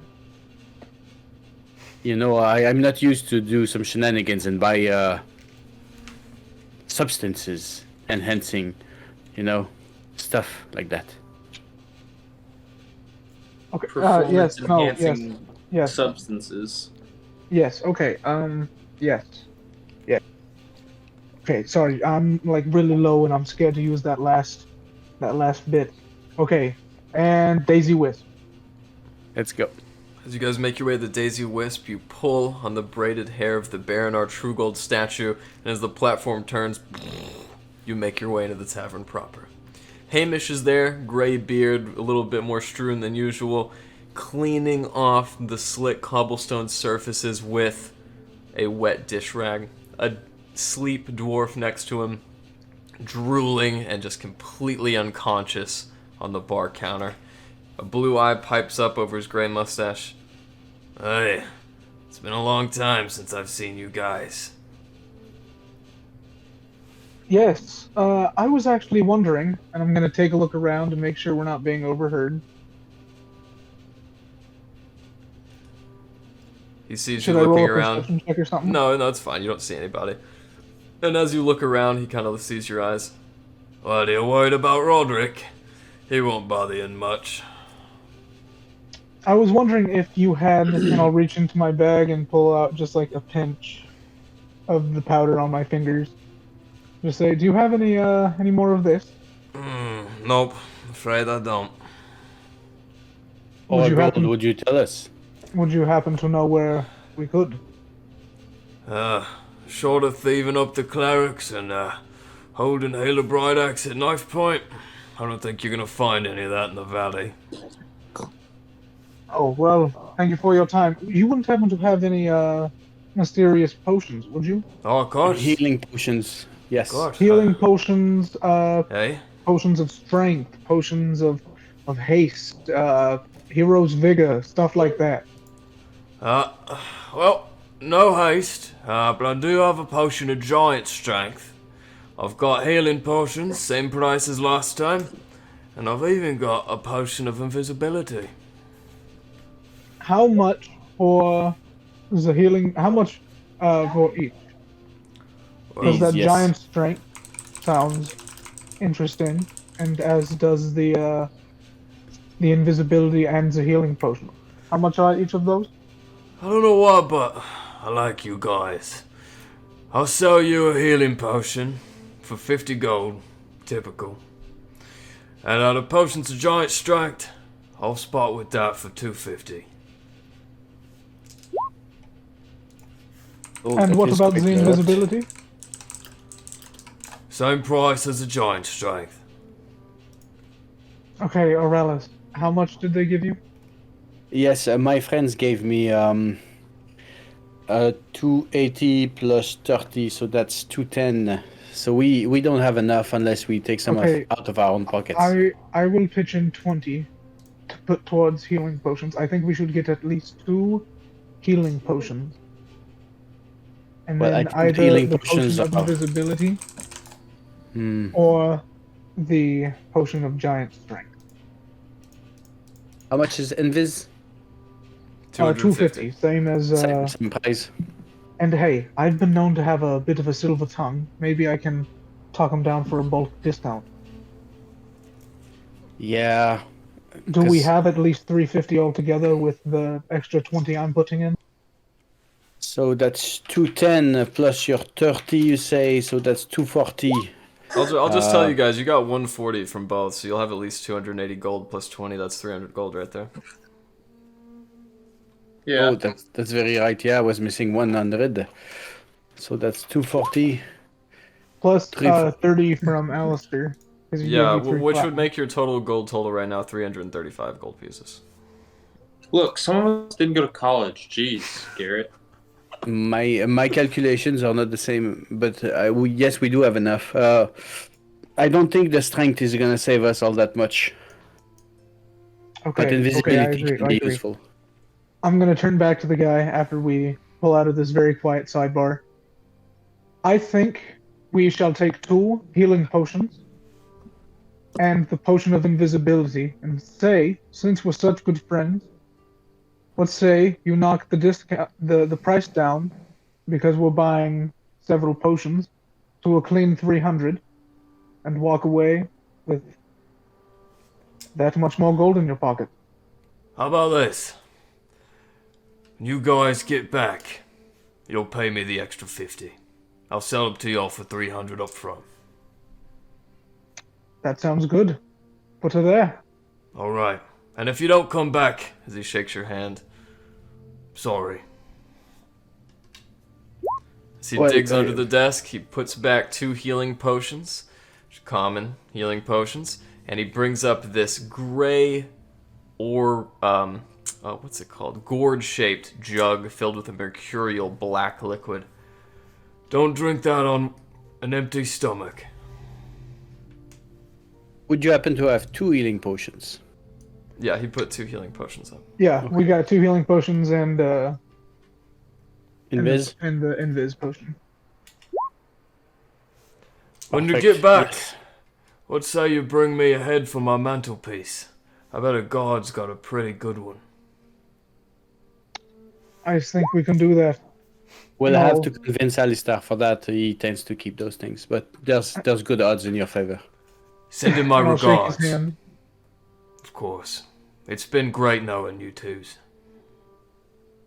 You say that like we're trudging off to our death. You ever been the first group of adventurers to swing through the valley? I'll tell you that. Well, I appreciate you, Hamish. I I'll appreciate take you you, out Rez. for, we'll take you out for drinks when we come back, huh? On the house. Have a good one. So you guys So head what off. do we do for your stuff? I think I'm just going to have to suffer through it. Would you like some alcohol, maybe, to help you? No, I like getting drunk, but it's more of like that's a fun thing. This is like at first it was just like it made me warm, but now it's like I need it. Would you like a jacket, maybe? Oh no, I've got plenty of coats. We'll talk about it later. Let's meet up with the group. Can I ask you something? Yeah, sure. What's up? Do you have a feeling like that old crew, Trovis and the speaker and the sheriff? Do you find that odd that they're willing to tag along, like as we are nearing that stuff? They did not quite help directly. For Well, the I whole... think that they had their own responsibilities as people as persons in charge and town drunk. And I think that if they could have helped us, they would have. But now that their towns are obliterated or evacuated, they have nothing holding them back now. So they can help us.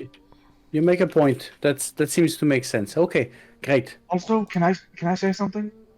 Sure. I have a feeling that they're definitely going to die. I feel they're doing something shady, like parallel to us. You know what parallel means? I'm not an idiot, Morales. Yes, I know what parallel means. Right. Let's just try to see what we can see. You know? Yeah, but wasn't I know Sheriff I know Southwell was in the Blades of the Axe, but was Trovus? I think so. Yes, I do remember. Well, I so know yes, there's it's them something finishing shady up with that story. unfinished business. No, there's something shady with that story. I have a Oh, feeling. you are seeing lies where there are none. You're just being paranoid, Aurelius. Well, been paranoid too- keeps you alive and slim. Let 'Cause me. you're stressed. This comes from someone who knows this very well. You are keeping yourself closed off. You're not. You're falling into old habits. You're not trusting people. Well, I trust you. Well, yes, thank you. I trust you, and so you need to trust Speaker Southwell. Okay, I will then. But if anything happens, you'll owe me a song and a poem for Lashana. Oh, I already owe you a song and a poem. That's very true, I remember. Alright, let's get going. Let's go. As you guys reunite with the rest of your party members waiting eagerly by the west gate, you see that Markham Southwell is busy speaking to 2 carriage drivers. 4 axe beaks in total pull 2 carriages for the lot of you, and as you approach, Master Trovis and Lashana are laughing jovially about a story. And that's when I jumped out of the snow. That's how we all met. Oh, welcome back. Are you ready to go? Yes. Yes, everything I think is we are ready to. All right. I've gone to the liberty of corresponding with 2 carriage drivers. I don't suppose you have transportation of your own? Oh, you're gonna freak. Hey, Erlon, go get Wavy and Navy.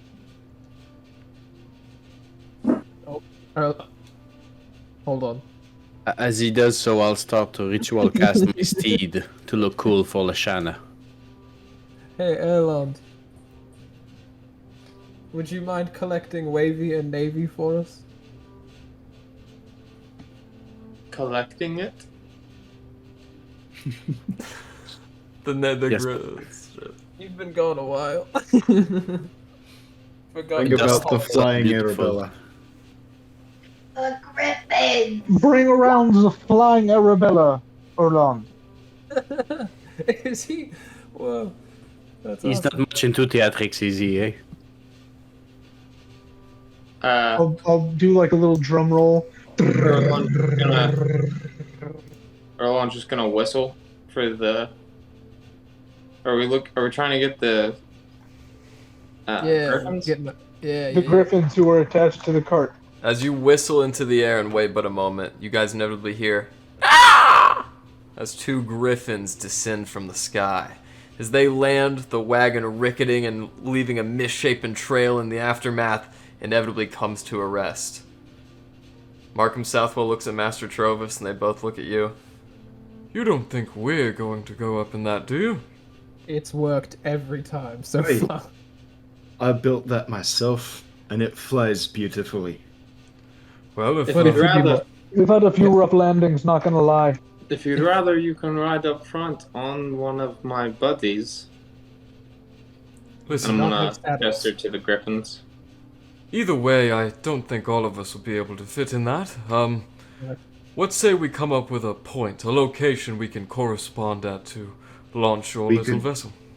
We could tie a rope on you and just drag you along as we fly.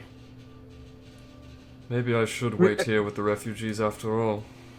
But really, that's a good idea. We should set up a meeting point because we're not all getting on. Where are we? I say we setting should meet up at sail? Rebels Inn. Yes, that's a brilliant idea. So it will end where it all began. Exactly my thinking. Whoa, that's really cool of you to Dun say. dun dun. Revel's End. It is. We shall meet you there, speaker and master. Yes, farewell and safe travels to you. As Master Trovis and Markham South will get in two different carriages, they look back. Oh, would you like me to take the little ones as well? Pointing at the Oh, kobolds. Do you think that Alistair would be a great idea, I think. Yes, the small little kobolds of Alistair's can travel with you. Yes, well, they are quite opinionated youngsters in their own right. I think I'm more than able to deal with them. Are there any other tertiary NPCs we should put in these wagons? Erwin! Erwin! I need to put a bell on you. Get with them. Glides a little bit off the wings, pushes off, and as he gets in the carriage with Markham Southwell, you hear, Oh, God. inevitably, the carriage drivers look back, and then the two dwarves whip their leather elastics, and the carriages race down. Markham Southwell's first, and then Master Trovis is just behind. Erlon's going to hop up on the griffins as they are leaving. Make me an animal Whoa. handling check. We should get going. Yeah! I take my seat in the Who would carriage. like a healing potion? We got 2. Oh, this is a good time to discuss that. I know that I usually sit up in the front. Would it be better for me, someone who can handle a few punches, to be able to handle a few more punches, or would it be better to give it to someone who can't really handle more than one? I'm or gonna two sit in the back. I do Alistair should remember get I took a one. potion. There is still an open griffin up here. Alistair's taking his usual spot, steering the flying Arabella. All right. Oh no, you ever ridden a griffin? Which one of you fine people cannot have any healing spells? I will take 1 potion. I You do know- have the means to heal myself. Maybe it would be better if someone. I would I take don't the invisibility potion. Magical healing doesn't really work on me. Yes, so I Ah. think one of those potions should be on Alistair, so that And Don't then way if you he goes worry, down. Alistair. So if And then Remember they Alistair, what can we administer figured it. out. oh no, Alistair should have one on his person, so that when if he goes down, someone can immediately come up to him, rip it off of him like a grenade, and shove it down his throat. Well, it's not gonna work for him. Healing Oh, yes, potion it too. will. It will actually. Yes, very true. Okay, Alistar, you have 1. I do have the other. We are fine. And I have the Yeah. capability of healing. Oh, yes, you do. Shall we get on the move? I think we shall. Yeah! As you guys travel on, and with that animal handling check, the attitude between Erlond and the Griffins has never been stronger. As you guys enjoy 10 pleasant hours of a very enjoyable journey. Inevitably, Oh you know my it's god, time. how long is this flight? I have a question. Go If ahead. it's 10 hours, could I spend a long rest amount of time while flying working on a project? Correct. I would And- like to do that. And so could you, Larry, if you had anything you wanted to make. Do you want me to take the reins while you work on the project, or? No, I'll just let them sit in my lap, like dangled over my knee. Driving with his Erlon's Well, we're great up in with the the griffin, sky. so we're fine. While we're up in the sky, I would like to attune with the stars with my telescope. since we're going to be flying pretty high on a 10-hour flight. All right. And if you do break through the clouds, you do see the very bright midday sun. And as you take your telescope, you can stare at it even more intently if you so wish. Ah.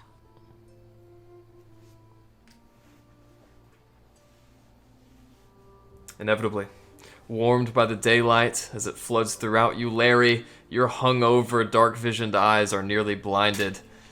And inevitably, Erland, you were the first to realize that you are nearing the location as you chart your course by the stars.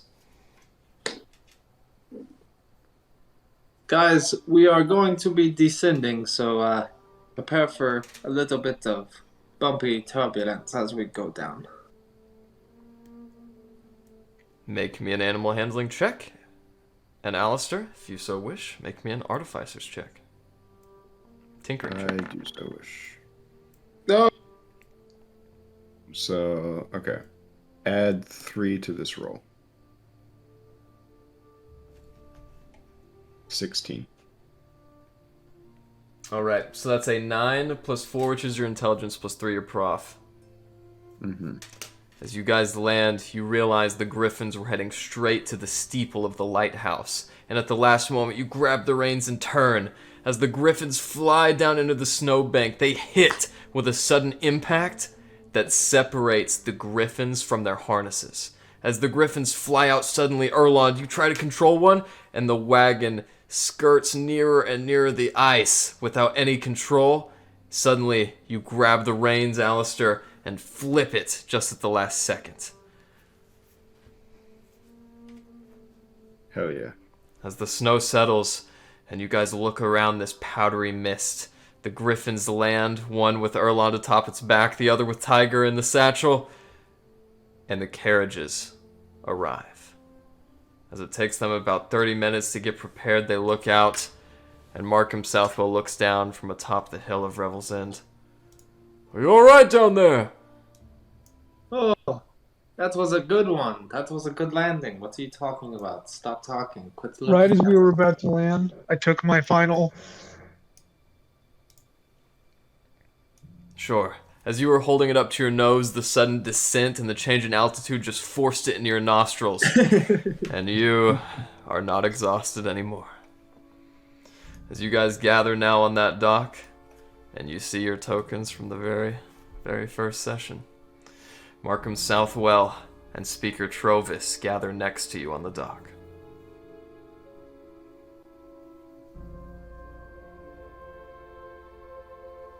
Well, I suppose I think this is all It's you, time. Alistair.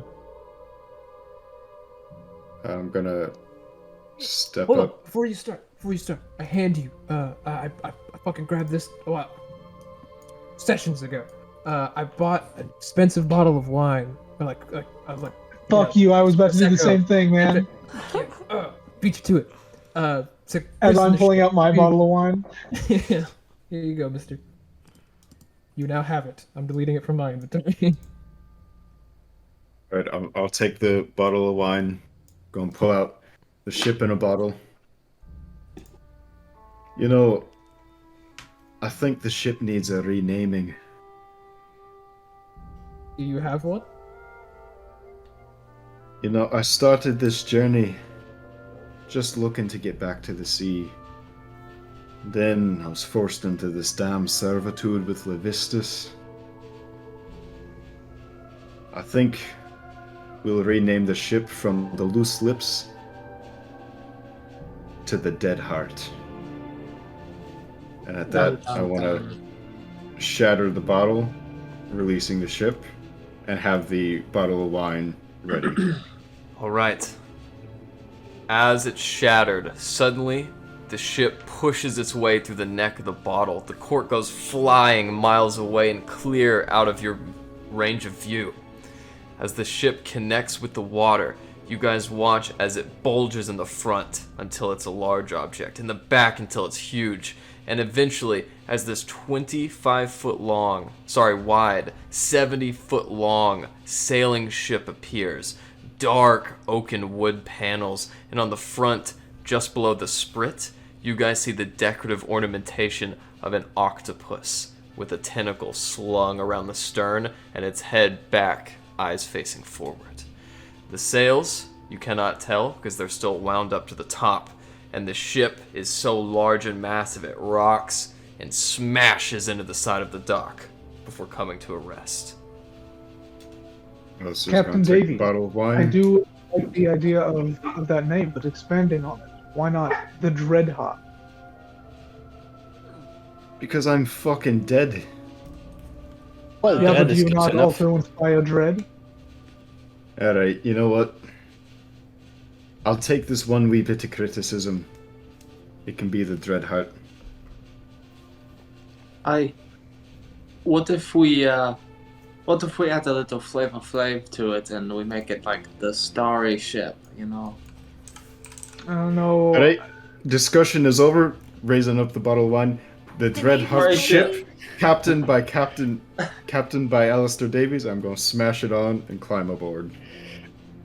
I'm gonna I'll elbow climb on around. after him. Next time we have something that really flies, that's big, we'll go with something that has stars in it. We'll find something. On the deck of the ship, wait, I'll save that until we're. I have something planned for once we actually start to get going. All right. Alistair's just going to walk aboard, take a moment, run his hand over the railing, appreciate being on a ship again, and he's going to stand at the helm, savoring the moment. As you do so, running your hands across the wheel that's actually a nice glossy and polished bright timber as opposed to the rest of the oaken vessel.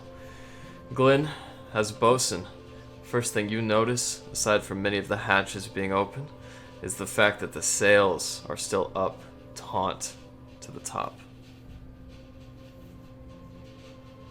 I'm not boasting no more. I believe. Oh, that's right. but Yeah, but as your experience as a know. bosun, these things occur to you. Which one was it? Was it Trovis or was it Southwell that said they would be that said they were experienced as a bosun? I think it was Trovis. That's Was right. it Trovis? That sounds right to me. Trovis, if you'd care to begin your duties, and I'll kind of shift my eyes up at the sails. Oh, of course. As he goes and takes the lead rope out, undoing the knot around the hook and doing it on the side, the sails begin to slowly billow out and press forward. As you guys see them lowering now, you see a black slate flag with a white skull. The skull has one eye that's a dark red circle, and dozens of other red circles flailing around the sail like tendrils. You guys can roll me an Arcana or a History check to try to discern the nature of the sail if you wish. Here comes my Arcana.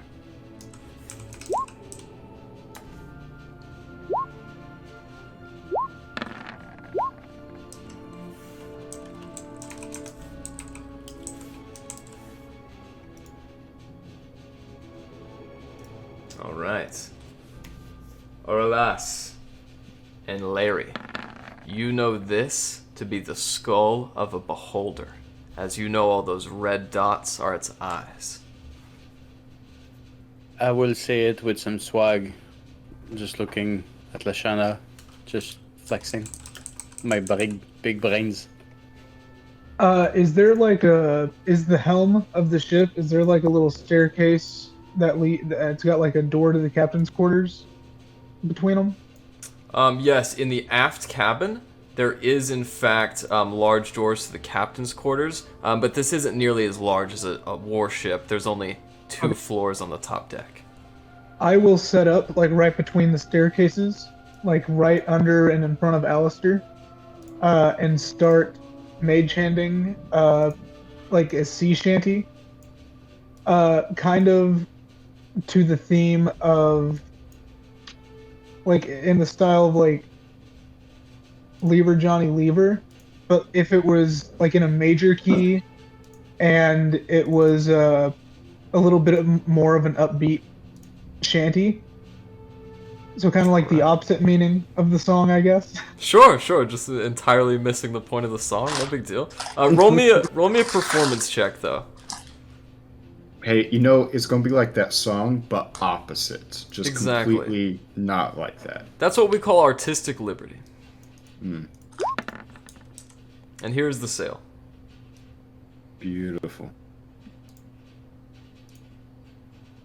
All right, you do so well, and as you see Markham Southwell getting to his duties, the kobolds scurrying around, Markham Southwell and Master Trovis look at each other, and they eye a massive windlass that sits flat on the front of the stern. As they look at you, Glenn. Say, you know what that's for? Of course I know what it's for. Of course I, Glenn Connick, know what that is for. Indeed. Would you like to do the honors? Of course. I feel like this is like when your dad tells you to go get blinker fluid. Well, Fool with myself. I would say between Here, the three hold of us, flashlight. we can certainly find a way to get this anchor up. Of course, absolutely. And I bring the anchor up. Here it is, everybody. Here's the anchor. I have it. All right, I'll start pushing the windlass, and you just tell me when you're ready. Garrett, fuck up. Just do the thing. Just tell me I raised the anchor. Quit And with that, dunking on me for not knowing how boats work. The anchor is raised, and the ship is free from the harbor. Awesome. Great. I'm the best first mate in town. Now then, with the use of your maps in Sunstone Alistair, you know that it's about a 7 days journey. However, the craggy, icy flows are ceasing your movement quite a bit, and you expect it to take more like 10 days. But Right. the first thing I want you to do is make an artificer's check and add 1 from the bonus that you receive from your seeing stone. Right. So this is going to be +3, +1. That's right. So that'll be an 18. With that, you reduce the journey down to 9 days. And as you guys spend 9 days and nights eating what provisions came aboard this vessel and those that Glenn managed to buy in Dunglaras, on the 9th day, you guys eat your last ration, and you see on the horizon a bank of fog approaching. DM, would I be able to spend at least 1 to 2 long rests per day for those 9 days in the captain's quarters working on my project using my supplies I bought? Yes. Are you sending the first mate to hold the steer while you, or command the helm rather, while you're busy tinkering? I'm leaving it in the very capable hands of one Glenn Connick. All right. The I'm knowledgeable. keeping it my responsibility on the ship to play music that has distinct rhythm. So definite sea shanties. You know, Rez, that have. What, this sorry? is your time. This is your time, Rez, to beat every fish we pass. Show All I them who's plan on boss. is Captain Davies. I believe in you. They're gonna get served, I think is the term. But yeah, I'll play like really like melodic. It's got a beat that you can follow. It's got haze. It's got hose and stuff like that. Just typical sea shanty stuff to keep morale up and keep time on the ship and with pulling the ropes and such. All right. On the 9th day, as you encroach on that bank of fog, the rest of you are on the deck at this time. I need everyone to roll me a perception check. Alistair, yours will be at advantage since you can see through bad weather.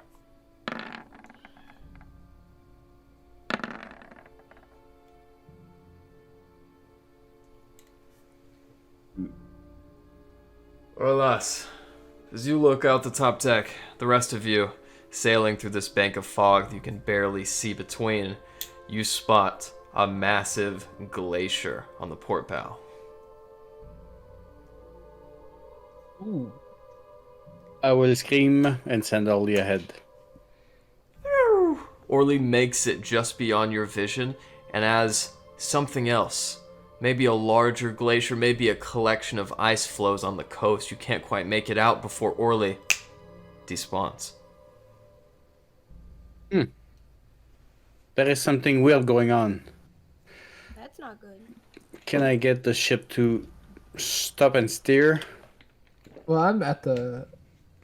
I will relay to you that we need to do so.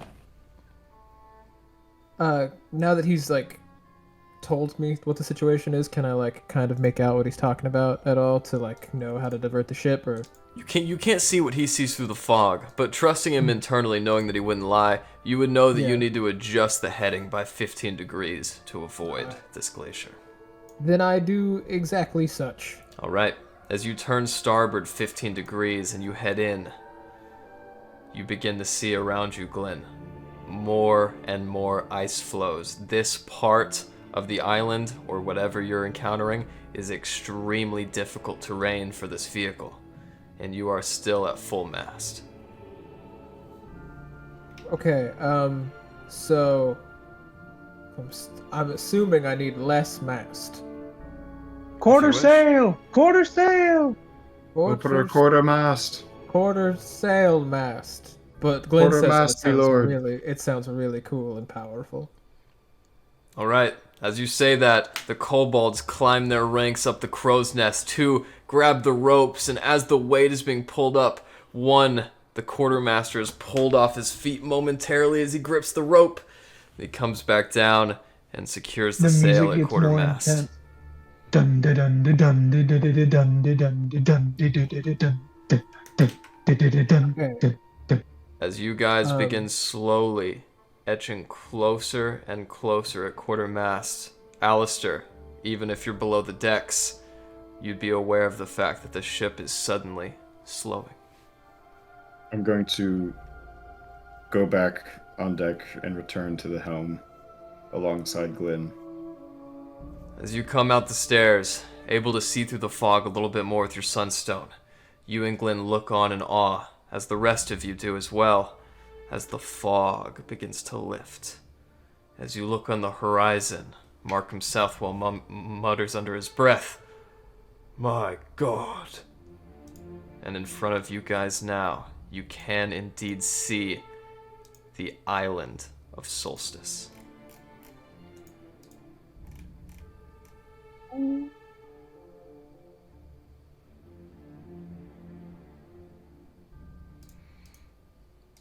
Glyn, Roland's gonna look like really confused. Just be like, "What's the big deal?"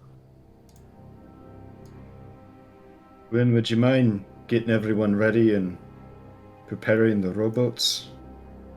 I think it's time we made sure.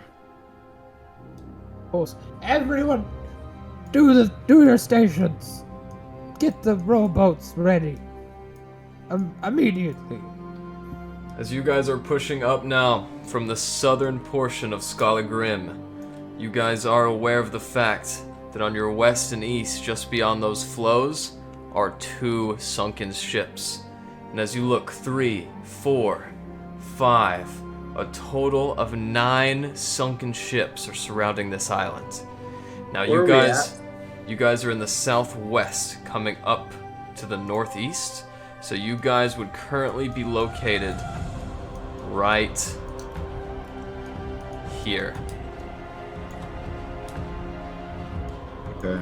I will try to shoot an arrow onto the shore. As you do so, the arrow lands. Okay. There's no invisible force, wall of force. It doesn't seem to be. But as you guys all get into this vicinity now, cold infiltrates your flesh as it pierces your eyes, your nose, and ears. Who here does not have frost resistance? I don't. not. Both of Only you? your has it, If I I think. have my ring on, does that help? It does. Both of you, Rez and Aralas, roll me a Constitution saving throw. If I felt the cold, would I have time to cast a create bonfire not too far to keep us? If you wish to start a fire on the ship, be my guest. I think I can create it over, which is magical. Hold on. I'm gonna jinx it. Rez, as you grit your teeth and feel that powdery grain of the oracle dust spread throughout your gums, you are absolutely fine for now. Yeah, it needs to be on the ground. Oralas, Yeah, make a I'll go with Constitution saving throw. Gotcha.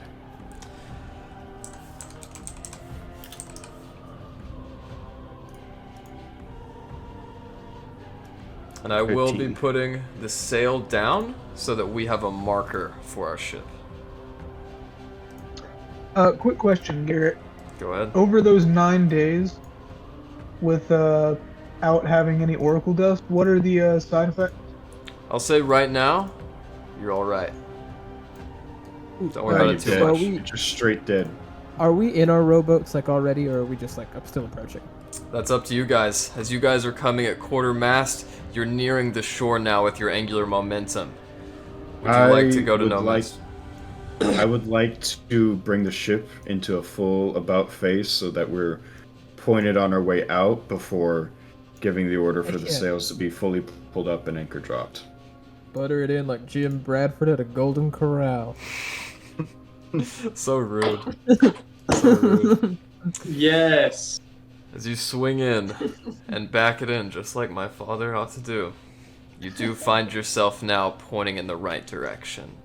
However, Glenn, as you begin lowering the anchor on that windlass along with your two compatriots, you look off the starboard side of the ship, and you can see out in the ice a dwarven warship, much larger than the Loose Lips, or should I say the Dread Heart. You notice something scrawled in the side of it in Dwarvish. This is the ship Aegis Fang, the ship legend to herald Marthel Mortu. Whoa! Oh man! Oh, that's big This is stuff, dude. This is huge for me. This is fucking huge. Okay, I gotta write That's that like down. seeing the This is- cross you know Jesus Christ was crucified on. Yeah, I'm gonna have to fucking. Holy cow. I gotta set reminders and shit because we got important stuff to do. And I don't think everyone's gonna be stoked if I go look at a Is religious. this like Noah's Ark or like what's going on? My fucking dudes. I think there's a corpse in there. A holy court.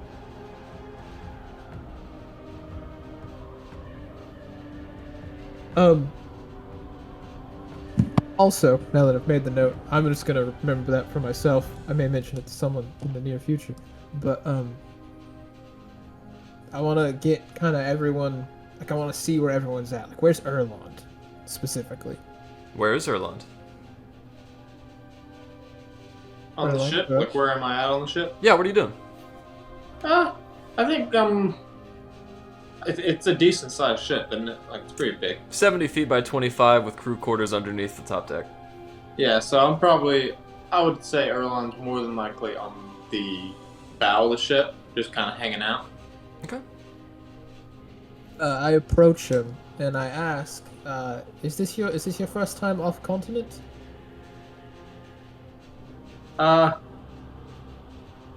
What does that mean? Is this your first time like out of like the Dale lands? Is this your first time discovering? Like, is this your first time? No, we went to the astral plane, remember? Right. Well, yeah. I'm trying to have a moment with you if you if you'd work with me, Erland. No, it's not really my first time outside the Dale lands. I just haven't been outside the Dale lands much since I was pulled from the water. Well, I'm counting it because I bought it for this specifically. What's the date, Garrett? The date is Break Slumber the 12th. Break slumber the 12th. I am going to pull out some sweet bread and some sugared rum. I'm going to break the bread, give it to Erland. I'm going to sip a little bit of this rum. This is Erlon will also. It's my first time too. Well, get over here. This is a big deal for us sailors. At least for me as a sailor. I give her It's some not gold. my first time, but I'll partake. Well, of course, anyone is welcome. And we Okay, yeah. have this. We sip some rum. I bought a couple bottles of this rum. I've got a whole bunch of this bread. So feel free, just have a moment, everybody. A nice moment where we celebrate the discovery of new lands for Erland and Larry. Here, here. As the first. Alistair's, Go ahead. Alistair's still just walking around enjoying the ship, enjoying being on a ship again. As Markham Southwell and Master Trovis seem a little too eager, the first of the lifeboats splash.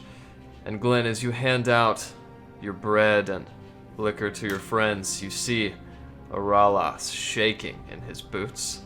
Auralas, give yourself 1 point of exhaustion. Okay. Oh my god.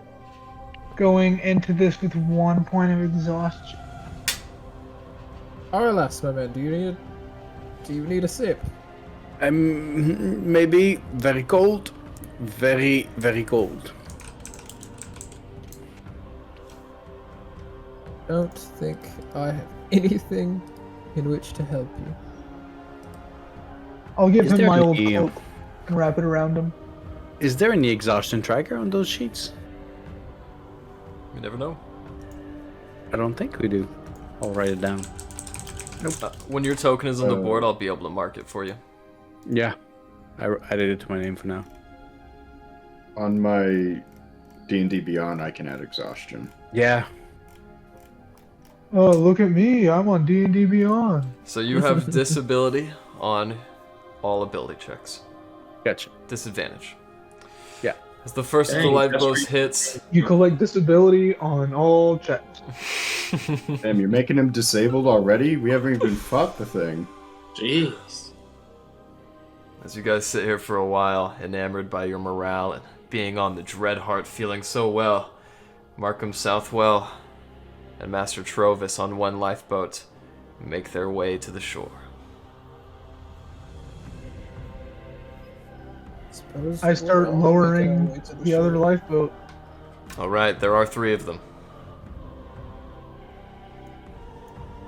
Rez, as it hits the water, what would you like to do?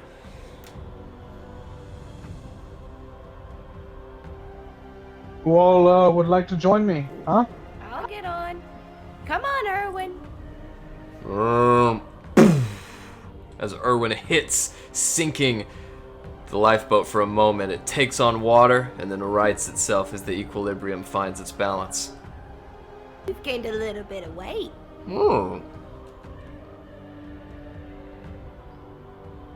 Larry, Rez, and Erwin are on one lifeboat. Would anyone like to join them or get on the third? I'll get Erlon on. and Tiger will join them. Alright. Erlon, Tiger, Larry, and Rez and Erwin are about at capacity. And as you guys push off, following the trail in the water that Markham Southwell left, you guys find it to the coast as well. The last remaining vessels are Lashana, Auralas, Glenn, and Alistair. I'll instruct the wee lads, the kobolds, to keep the ship in tip-top order while we're away. You got it, boss. We'll look after it. Then I will get in. May I ask you guys, I have a bit of a concern. You may say I have a paranoia or maybe sometimes I see things where there's none, but don't you think the fact that the sheriff and the speaker are coming with us, don't you guys see that as being a bit weird? I think you're being a bit weird. I think it's a good thing. Larry? Got Yes. more help. Okay, I great. mean, the sheriff did fail to kill the Frostmaiden once before, so I'm the only one that's going crazy over this. Okay, great. I'm not fully trusting them, but I'll give them a wee bit. Great. Okay. Yes, I'll start working on my trusting issues. As Thank you. Markham Good Southwell and Master Trovis pull themselves up and begin stomping around the snow, they give each other a congratulatory glance and await the next vessel to help you guys up. As they do so, helping up Larry, Rez, and then Erland and Tiger, Auralas and Alistair. You guys, along with Glenn, are the third lifeboat. As you guys lower it and hit the water, is there anything you'd like to do before you leave? I'll try to summon Orly over the water. Alright. I want Auralas, Glenn, and Alistair to roll me perception, and Auralas at advantage with Orly. But, okay. Yeah, Orly has... He doesn't have exhaustion. You said perception? Correct. So I have disadvantage 7. And he gets... No, you have advantage. But I have, yeah, Orly has advantage, yeah. Correct. Perception... 16. Let me roll my perception. Alright. Just imagine I rolled really well, because I don't know why it won't let me roll. Sorry about that. You want to try to roll a d20? Yeah. Get that go. Alistair, you can roll as well. Right. Yeah, roll 20's kind of dying for me too. Yeah, same. Oh, It's okay, sweet. crashing. Yeah. That's awesome. And I really like what I rolled. Yeah, I'm not able to do anything on Roll20 right now. Yeah, I'm gonna reload. Uh-oh. Roll 20. Peter the Mind. Peter the Mind. Roll 20. This is like... Yeah, Everyone it's go to not Google even, and just it's not post even your roll. loading. It won't even What? refresh for me. Literally like the most important moment in the campaign. Alright, there we go. Oh, my roll came through. Yes. Alright. Like 1,000. Mine's, hang on. Yeah. I'm not quite where you guys are yet. Yeah, me neither. Same. Page is unresponsive. I saw a perception check. Okay. Glenn and Auralas. Sorry, Glenn, did you roll? I tried to, but I'm still not there. Oh, that's okay. Alistair and Auralas. As you guys look over the side, Auralas, you get a great angle. That ship on the far west peninsula of the island of Skallegrim, the wreckage just whoop, goes beneath the water and disappears. Was that like a kraken? That was not comforting. I I'll just get Orly got the to fly damn over. ship. If I lose another fucking ship.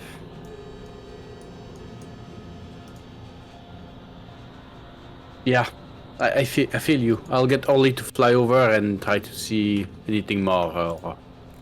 Really quick, guys, try to refresh your page. I refreshed mine and it worked. It's That's back what up. I'm doing right now.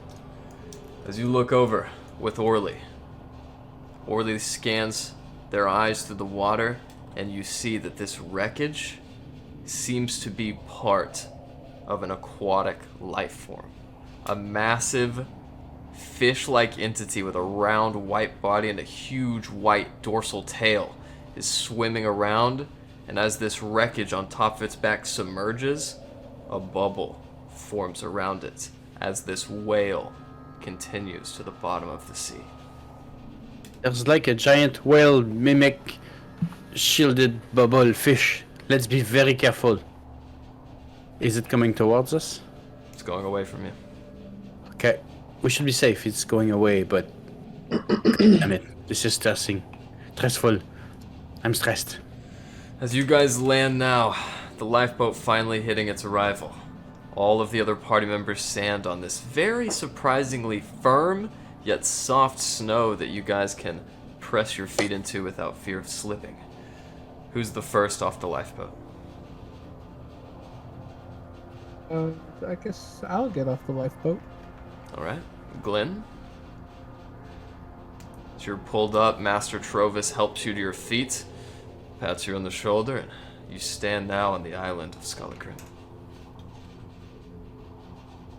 Auralas and Alistair.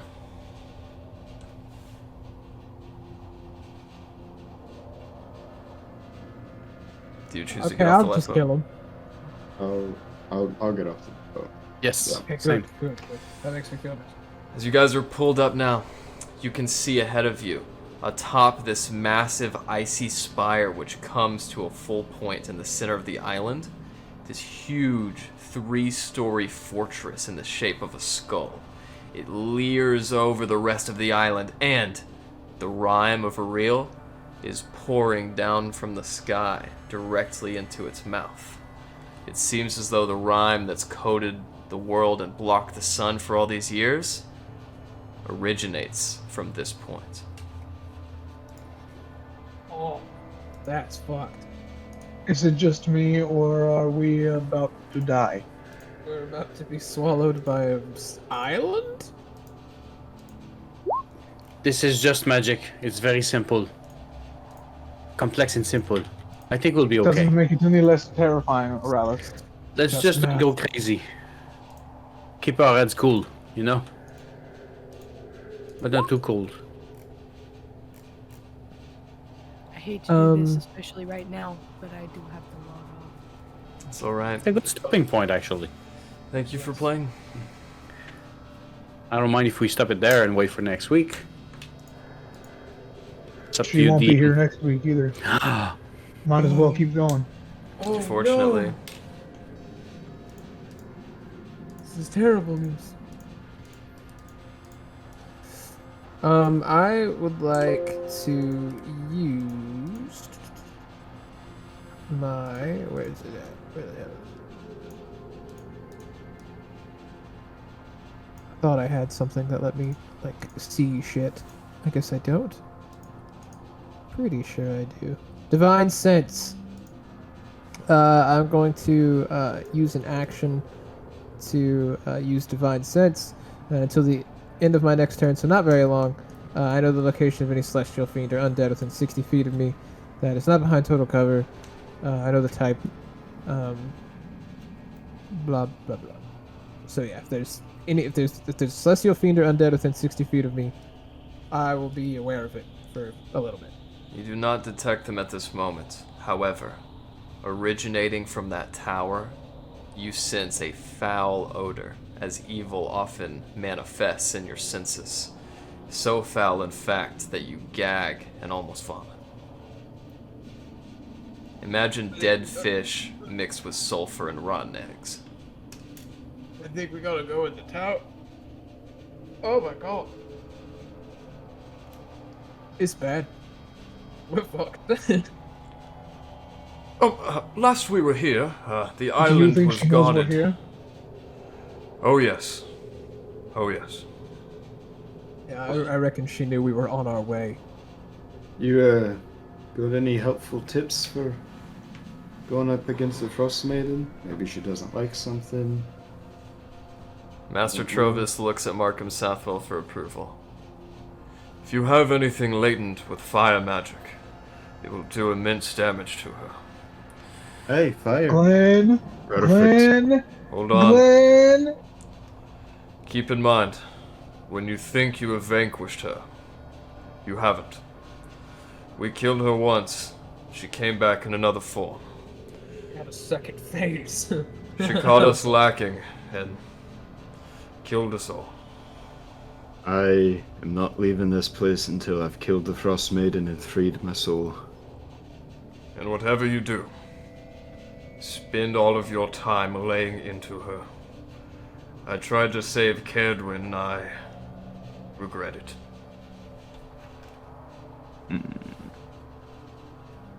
That doesn't Okay, sound so- comforting. Flames. I've got some of that. Arlas, I know that you're pretty good at that. I've got some fire. Alistair's got some fire. Okay, good. I've got a couple fire Hey, options. guys. Can I I be do have a honest with you all flamethrower. real quick? Yeah, for Please. I'm not going to lie, I don't have much in terms of combat abilities. I can make it so that you all are more likely to hit. I can make one of you very fast, but outside of that, there's not much in combat I can actually do. With that, Markham Southwell saunters up to you and puts his hand on your shoulder. If you're out in a fight, with no weapons, outmanned, what do you have? I don't have anything. You No, have there's some insults you did throw that were actually quite useful and impactful. You're wrong, Bard. You have guile. Oh, well, Kyle. I do have acid reflux, but We'll be fine. Just cover our backs. One of the members of the Blades was a bard. She was respected and revered by all. you know, I Yeah, heard you know- rumors that people are calling me Rez the Fair. Is that so? Perhaps after this Yeah, they'll call you Red the Killer. I hope not. Not as sketchy. Rez, in fact, just to, speak on your use in combat, the only reason I was even able to open up the Shadowland Dragon that led to Aralas exploding it was your haste ability. Indeed. Oh, well. I will try my best to do what I can, but I can't promise much. You know what, Rez? You've inspired me and all of our compatriots many a times, but you know what? I think it's time you inspire yourself. I literally cannot do that. I can't do it either. I can't sing or play an instrument. But I can tell you Well, that I think you beat that fish. I think What if I give you a quick little bang with a thunderbolt? You think I can jolt No. some energy back into you, huh? do not do that. But Glenn, and this invitation goes out to everybody. If we survive this, and we head back to Avalok, When? a couple of things. I would like to teach you all, or those willing, my home tongue. And secondly, there is if any of you would like to learn an instrument, I am free to do that. Okay, yes, you have to fight and survive so you can teach me to play the glass harmonica. Yeah, name the instrument I play. I would love to What do I play? Dulcimer. You play the dulcimer. Yeah, damn it. My brain wanted to say theremin for some reason. I knew that was absolutely wrong. Do you have any experience with the mandolin? Oh, some actually. Ah, see, I would love to learn the mandolin. Well, I can teach you if we ever make it back to Avalon. Oh, when we make it back to Avaloft, my friend. I like the way you think, Alon. When one or two of us make it back to Avaloft, we will form the best band. Man, there's gonna be some Well, I don't sad survive this, celebration of life. If I don't make it, I want those who do to promise me that you'll take on hope Sure, with pleasure. back to. Of course, Alistair and I can charter him a trip. I'll side them there myself. Everybody, roll me a stealth check. Of course. Fuck, Can I man. decide to stay in the back maybe with... I think Glenn is very noisy. Should we just stay in the back? Dude, it's getting too real. I don't like this. Yes, I don't... I will This isn't cast looking Pass great. Without Trace. Everybody add 10 to your roll. Ooh, a Oh, cool thank you. 12. Thank you. Thank you for that 34. 18. Alright. Glenn fell through the ice. Gwen sounds like Jingle Bells. As you So guys add are 10 sitting, to all of those rolls. as you guys are sitting there for a while, enraptured in each other's conversation, Glenn, you hear a noise that originates from inside your head. Welcome.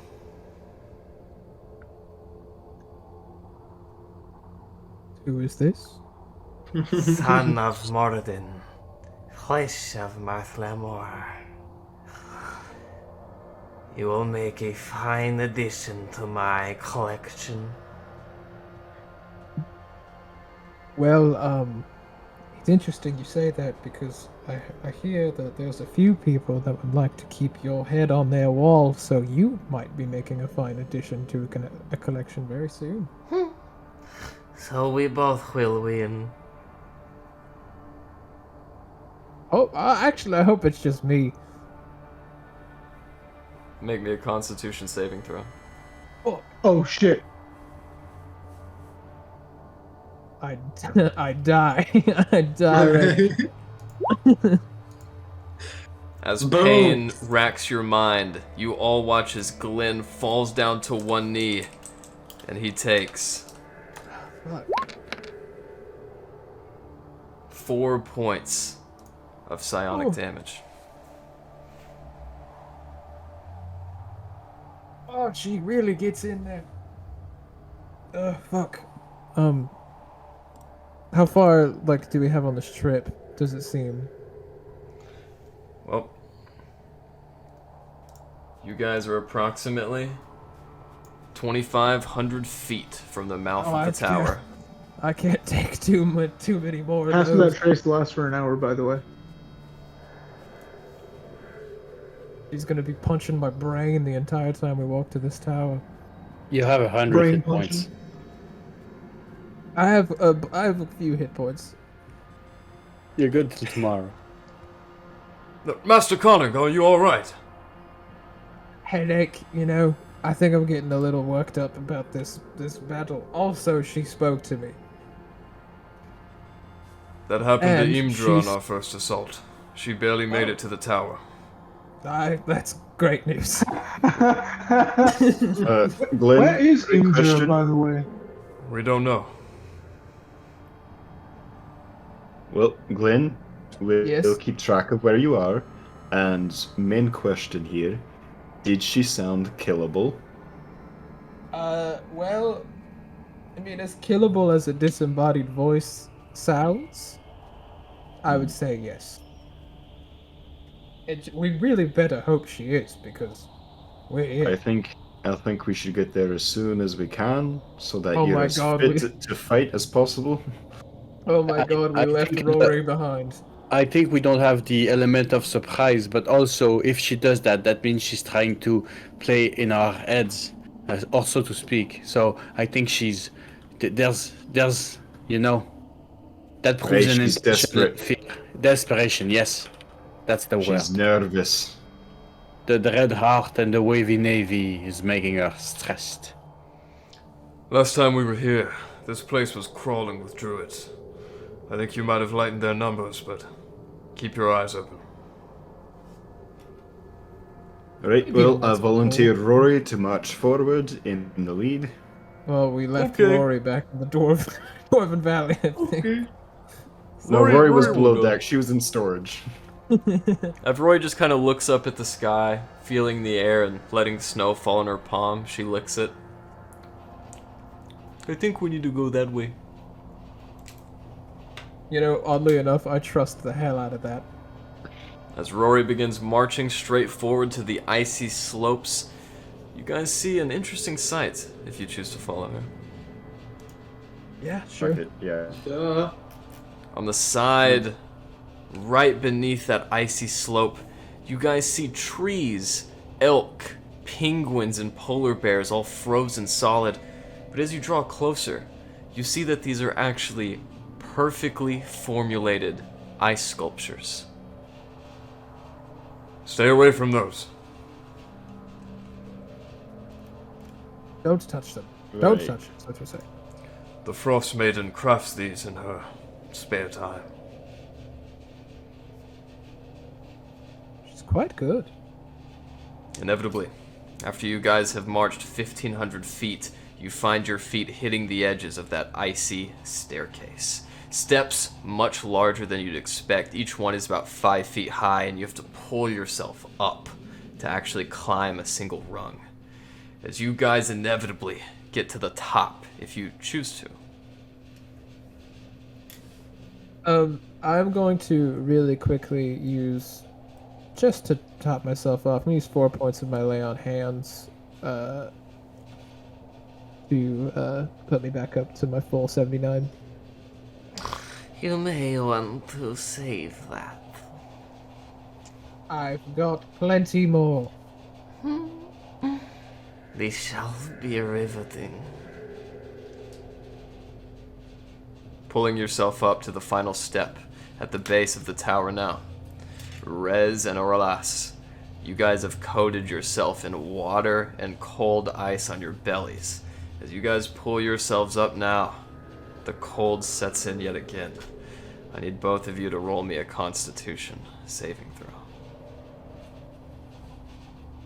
And I have disadvantage. It's just a saving throw. It's not an ability check. Ah, okay. Well, still not great. Rez, you have 1 point of exhaustion. Aralas, you have 2. Could then because I don't care about the light if I am to freeze to death, so I would do a bonfire. Could I prevent that with a bonfire? Where are you casting the bonfire?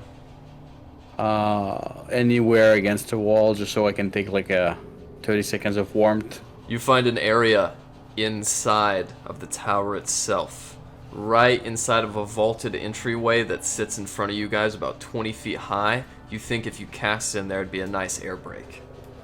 Right. Yeah, then I would do so to prevent that from happening. Alright, Rez and Aralas, as you rush quickly to the fire and warm your hands, Rez, you have no exhaustion. Aralas, you still have 1. Gotcha. As you guys sit there a while in the light of the Thank you, flame, Auril. Pleasure. I need everyone to roll me a perception check.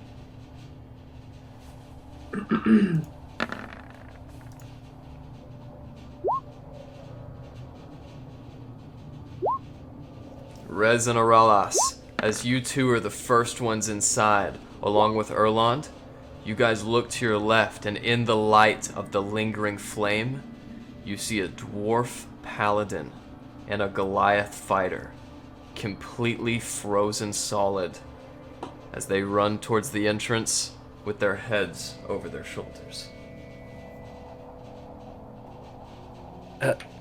What is this?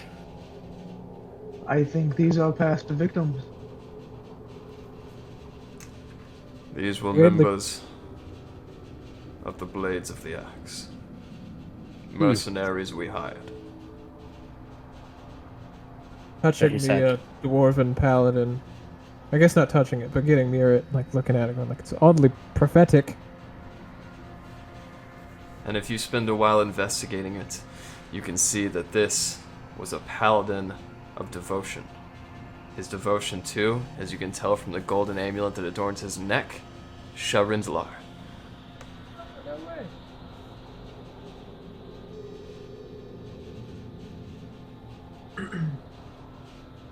Let's be cautious, but yes. Let's go. As you guys are sitting in this space now in the bottom of the tower, the fire melting some of the icy walls that begin to bloop, bloop, bloop, drip down into the fire. Is your pass without a trace still active, Rez? It would be yes. Alright. In that case,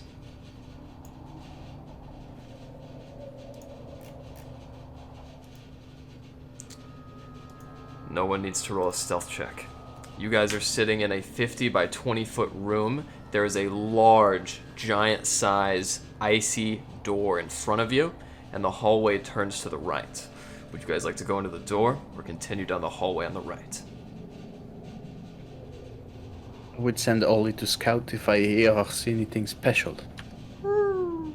As Orly scouts, as soon as she swings over to the right, you can see through Orly's eyes, around the corner is a massive frost giant.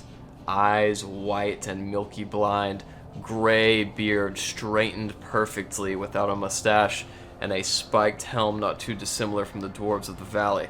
As it sits on a massive stool, it clutches a great axe. As it sniffs the air, I need Orly to make me a stealth check. Oh, I closed the sheet, Orly. It's going to be fine.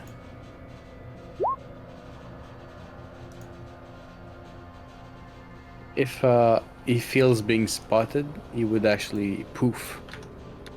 If he can. The giant does not move and continues to smell the air. Do you send Orly down? No, I would actually make him disappear back into his realm. Okay. I'll tell the guys what's what. Alright. Big giant on that side. Perhaps we avoid as many fights as we can before the big showdown. Well, in the military, sometimes if you leave enemies, they can catch you from behind. But I don't know. I don't like it here.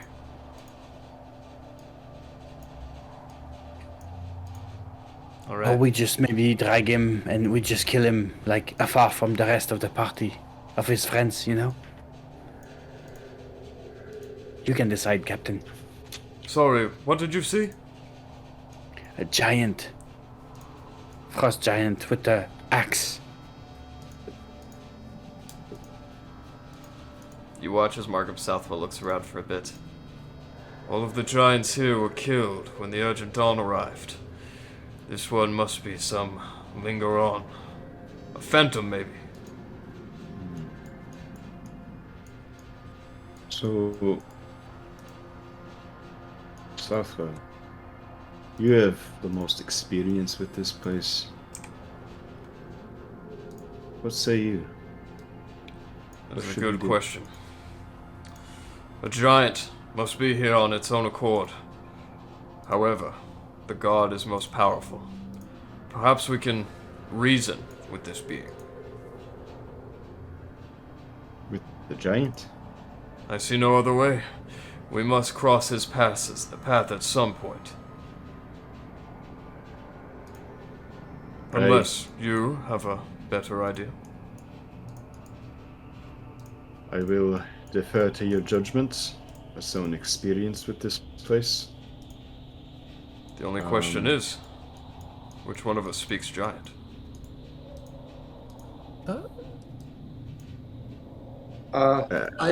I do. You do, I do yeah. too, actually. both of you. Yes. And are you as persuasive as your ally? Not so much. No, we're not that great.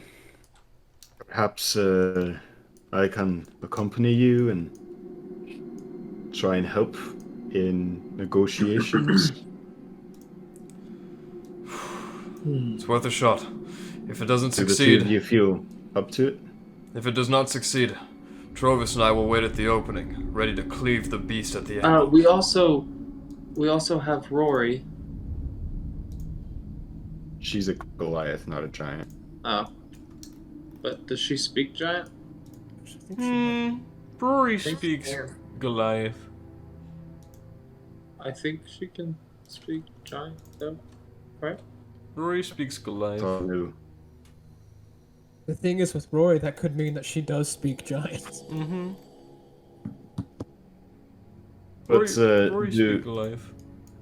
do we want Rory handling negotiations? You know what? Rory could be a translator. We've I got would two rather speakers not. already. Yeah, he says, we'll be okay. Just give us a second. I will accompany you. Perhaps the three of us can make an agreement with the big fella. There's no... don't you have any illusion of maybe something you can make to see if he's going to attack?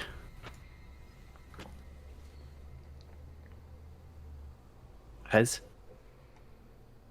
Oh, sorry. Yes, you.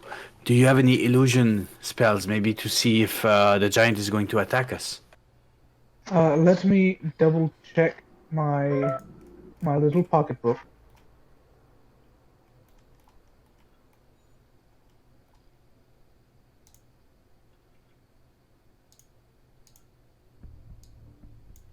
That's a big fat no.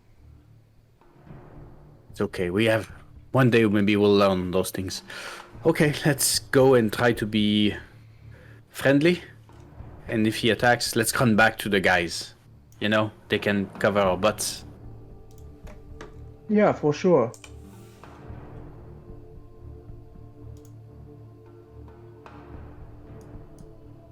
So, So Who's all I guess going to speak with the giant? I'll go with whoever's going to speak with him. Me, you, To- and Erland. are all three of us going, or just one, me or you, or us? Well, we'll need to translate for Alistair, so let's go as three. I thought we were translating for Rez. I think the three of us would be a good idea. Rez, Me, Alistair. Alistair, and Rory. Orlas, I think as more and more water is drooping from the ceiling, you watch as a large conglomeration of snow falls on the campfire and extinguishes it. I could always recast it if need be. Aurelius, Aaron, and myself should go talk to the giant. Wait, Aurelius, Erlond, and yourself? Why not Rory? Rory's the only one that can speak giant, right? No, me- No. We established Rory speaks Goliath, and Aurelius and Erlon are the only ones that speak giant. See, Well, Goliath can speak giant. It's not what Rory said. We're taking Rory at what Rory said. Yeah, let's keep also, Rory in the back. She's very useful in the back. Okay, you all go. I'll stand back here, I guess. Mouthpiece, charisma, man. We'll stand back here. You don't speak giant. I can pretend. I think that would be insulting to the giant. Let me check.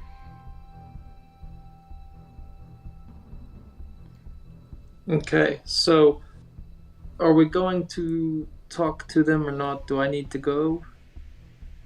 yes, I think it's probably good. I think the three of us would make a good diplomatic unit. Yes.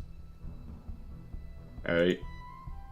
Name the three of us that you are thinking of, so we can all figure out who's going. Myself, Aurelius, and Erlon. Okay. Jesus. Is there any better ideas No, out there? no, I you don't guys know. are doing great. Real quick, I'm gonna interject. This is D&D at its finest. I don't know why we need two people who can speak giant.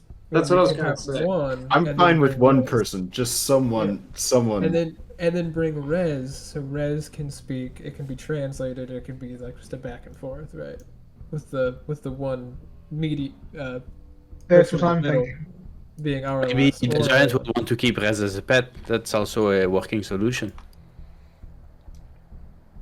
Okay, so Rez, me, and Erland, you go. That's I'll giant. stand in the back.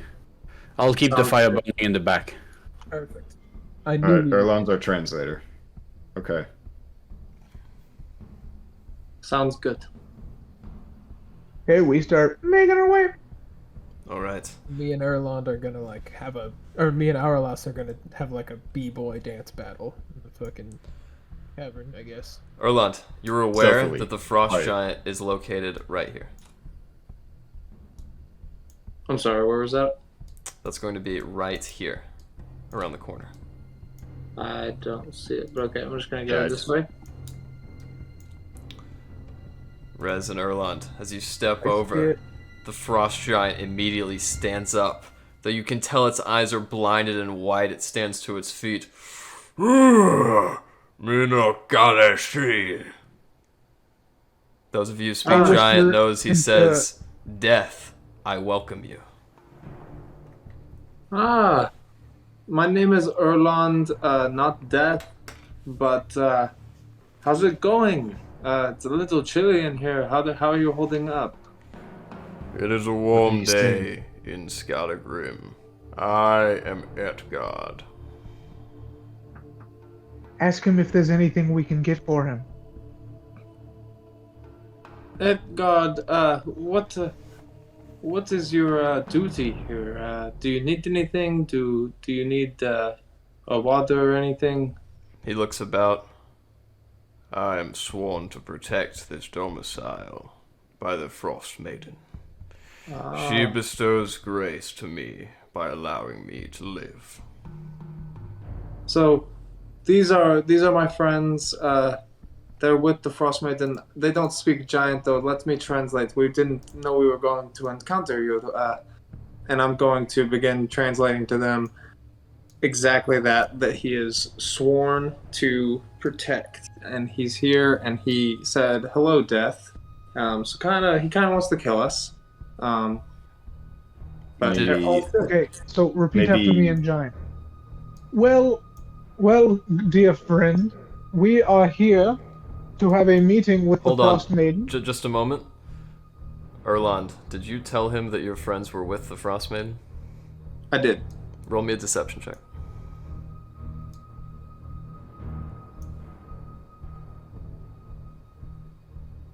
Yikes. His last words. I got this. Go ahead, Rez. Hold on. Flash of genius. I'm adding 4 to that. All right. Go ahead, Rez. You were going to say something.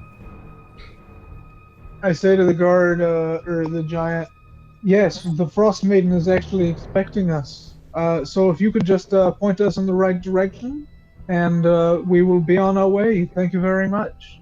All right. So Erland's going to translate that, but I'm just going to say, Rez, roll me a persuasion, and Rez, what is your persuasion bonus? Or sorry, Erland, what is your persuasion bonus? My persuasion? Mm-hmm. Should this be deception? -2. No, go ahead with persuasion.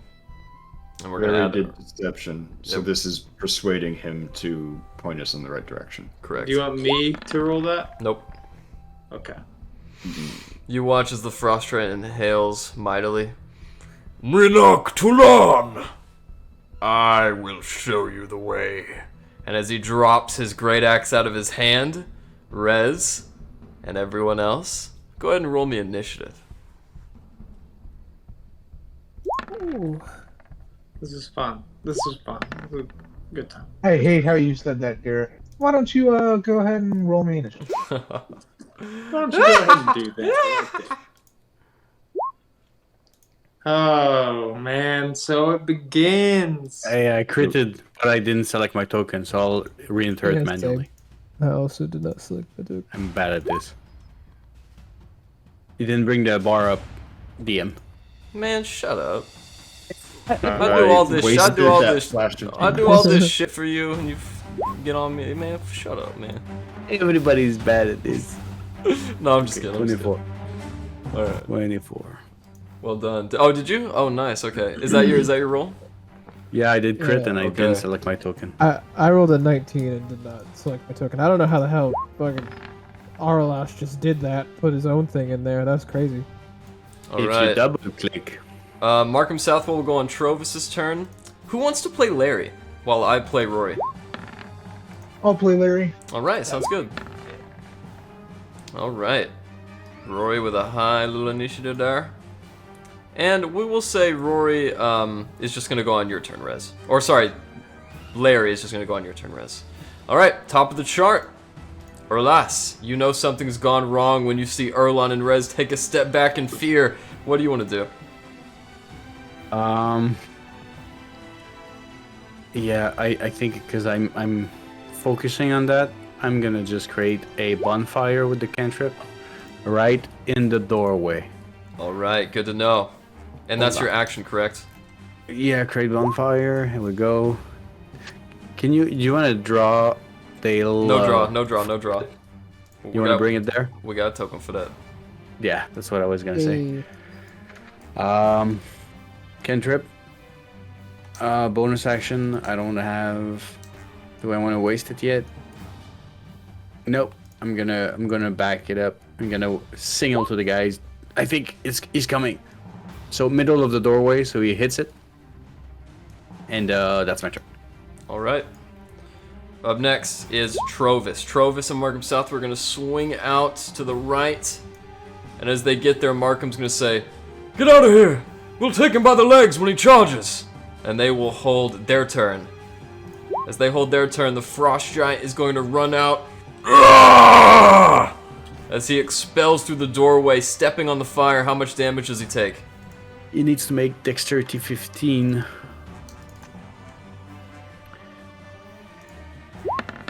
All right, that is a natural 1. As he steps in the fire, ignites his loincloth. And he takes 10 damage of fire. Maybe he takes 20 because he's weak to it. I don't know.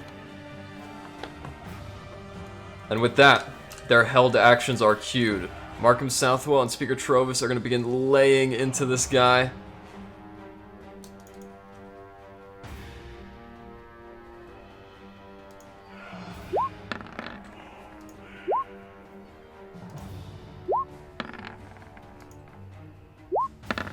Markham Southwell swings wide. His hands are rusty from his speakership. He misses both. But with advantage from flanking, Trovis hits twice. As Trovis sinks his longsword into the calf of this beast, he's going to inflict 22 slashing damage, as it's now the Frost Giant's turn. Looking around, it's going to spot you, Rez, and Erlon, since you guys are both closest to it. Rez does a 17 hit. I cast shield. Alright. Does that protect you from the hit? Brings my AC up to 19. Alright. And as it breaks off the shield, the Frost Giant comes back with extra momentum on the ricochet. And as it brings it down onto you, Erlond, that is a natural 20. Rory, cancel that shit. How much do I take? Rory, canceling the natural 20 is going to disaffect the damage as you see a sizzle of black necrotic smoke around the axe, negating its 20. But you take 39 points of slashing damage. Oh, God damn it. oh. Erlon's Oh. down. As Erlon falls unconscious, the Frost Giant in pain, and it is now Rory's turn.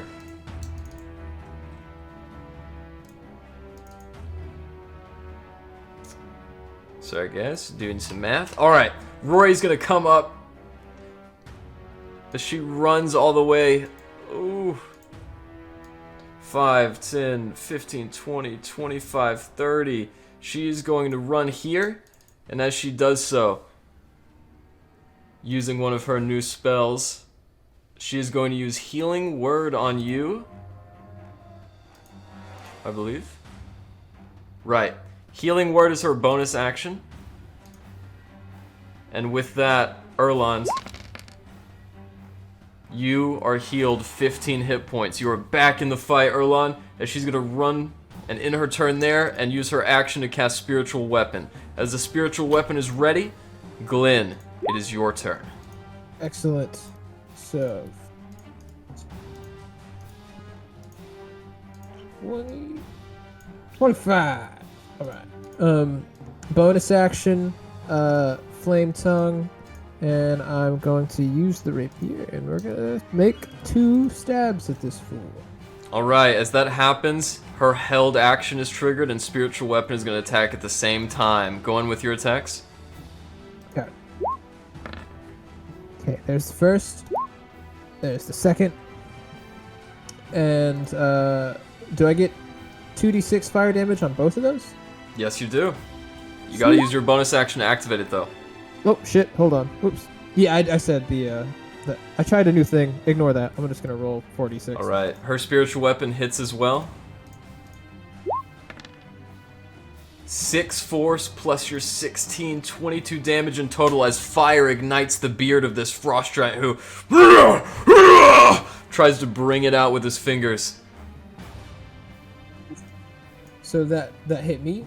The 6 force damage. Oh no! That 6 force damage was from Rory's held action on the Frost Giant. Okay, gotcha. I see. Okay, that should end my turn. Frost Giant with fire licking up his face, a nice spiritual mace clobbing him in the head. It is now Larry's turn. Larry is going to cast not spiritual weapon, that's Rory's thing. Larry is going to cast magic weapon on her dwarven thrower for fire damage. Ooh. And she's going to attack her. Alright, not at quite a good angle, but I'll say if Rory moves 15 feet up, she'll be able to see him.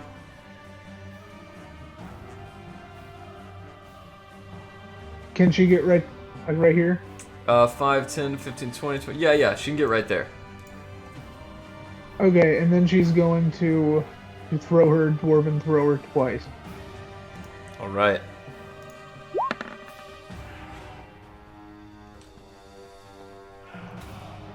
And I don't have her character sheet, so I don't know any of her bonuses. Oh, that's or okay. I'll do anything. it then. All right. And it would be with the magic weapon, which I think Of course. gives another +1.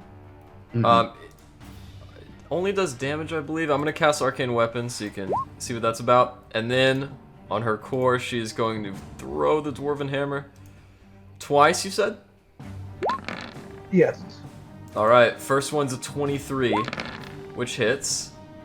Alright, and an 18, which also hits. So grand total of 28 damage. Go ahead and roll 1d6 twice.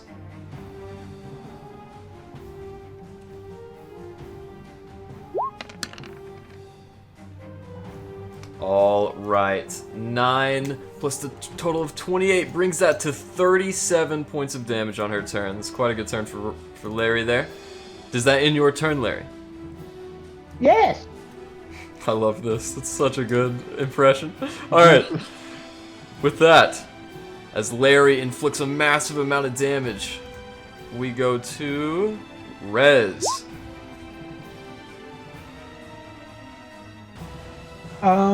Rez is just going to... He is going to risk it for the biscuit. I'm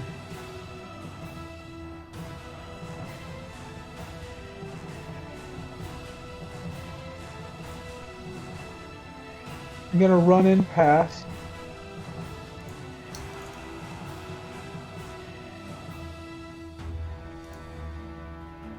Yeah, get far back in the room and then shoot him with a gun. No, actually he's gonna cast Bless on Alistair, Glenn, and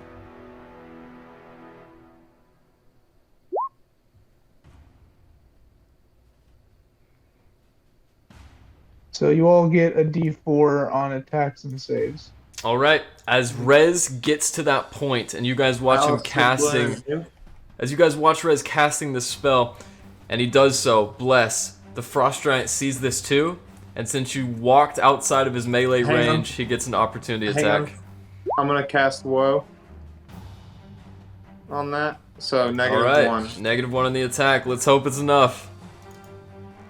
As he brings his great axe back and catches you, Rez. That is a 26 reduced to 25. I believe that still hits. Yeah, I think that hits. And Rez, Almost. Sorry, I tried. as the axe swings wide, cleaving an icicle off the roof, he slams it in your shoulder and you take 20 slashing damage. Fuck. And I assume I need to make... Well, that would have happened before I cast it, so I don't think I need to make a concentration check. Correct. Fuck. That's heavy. Yeah, and that'll end my turn. Alright. Which 3 targets did you bless? I blessed Alistair, Glenn, and Larry. Okay. Alright. With that, Alistair, it is now your turn. Alright.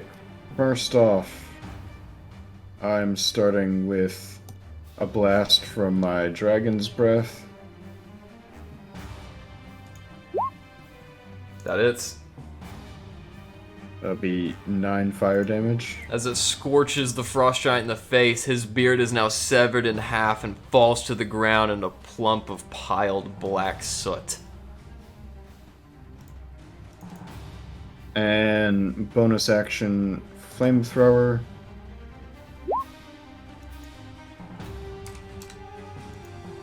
DC 15. Alright.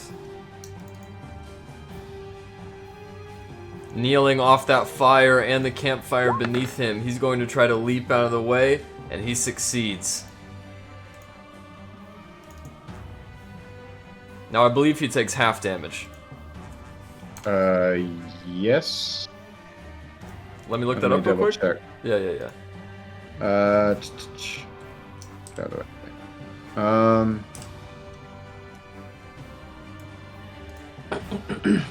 a failed save, or half as much damage on a successful one. So yeah, half on a success. Thank you for that.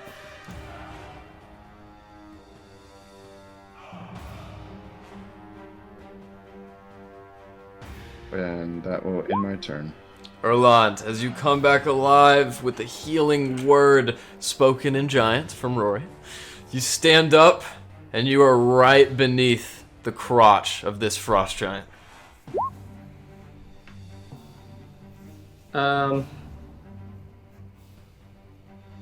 Let's see. Is guiding bolt at disadvantage because I'm so close? You know, that's a good question. Let me look that up real quick.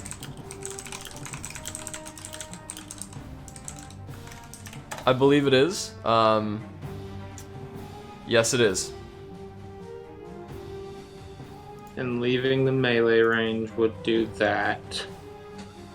Leaving your melee range is not the same as leaving his melee range. Actually, he used his reaction on your friend that is bleeding really hard beside you. That's true. So you know. I'm going to step out here and cast Guiding Bolt.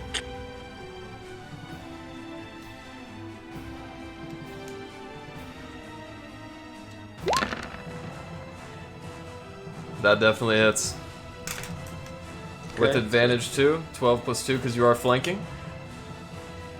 14 damage in total as you blast the dragon skull on his right shoulder off and it shatters against the wall.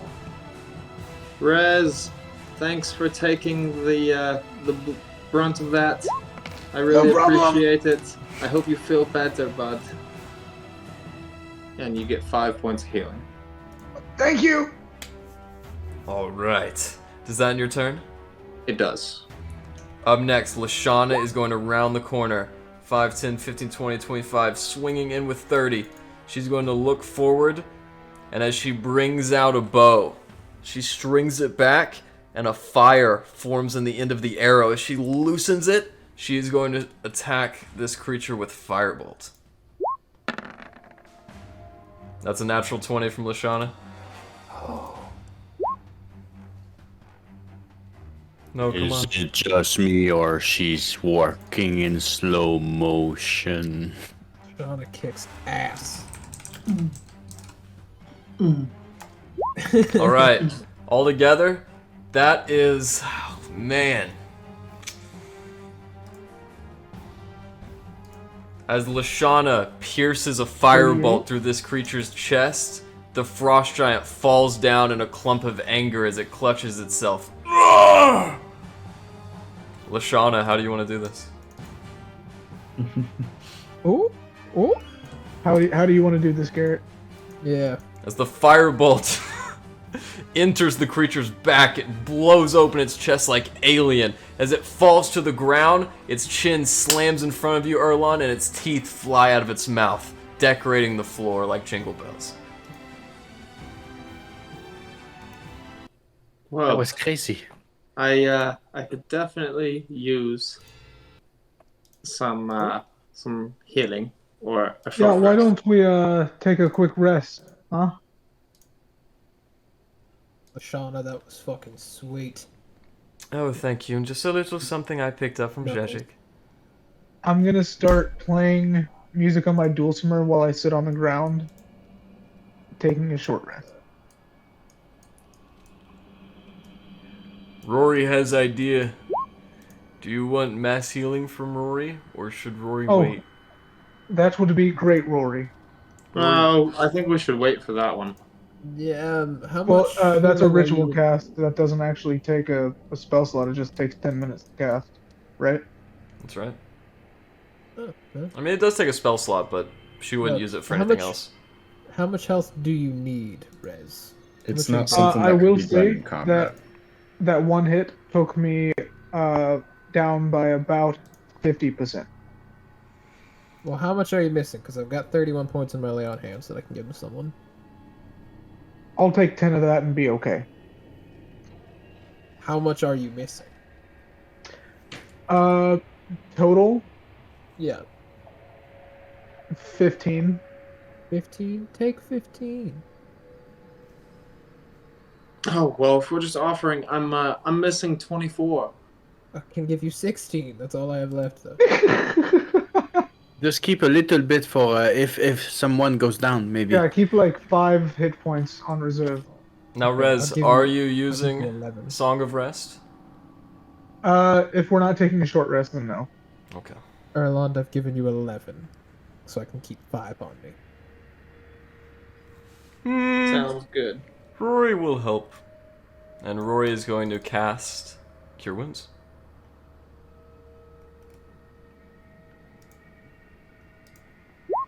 As Rory punches you in the chest, Erland, you take another 8 points of healing.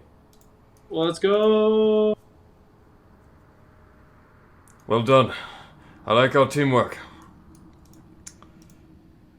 Rez, roll me a perception check.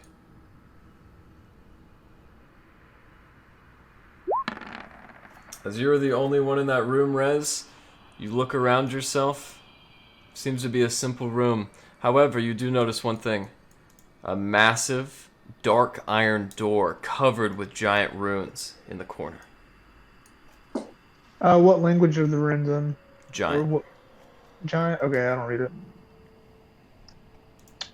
Hey, guys. I think this might be something. Big scary door? Probably not. Big scary door. Nothing that would concern you. You hear in your mind, Glenn.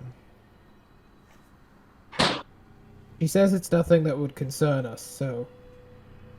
I We feel should like open it. Double open it now. Yeah. That sounds very much like it concerns us. I'm very concerned about it now. As you get to the door and you read the giant runes inscribed. Do you read Giant, Glenn? I do not know. Alright. I can in Ellen as well. Orlando Norellis, if you so wish, you can see carved in this cyan ink that resonates as your eyes flow across each letter. The crotch. Across each letter.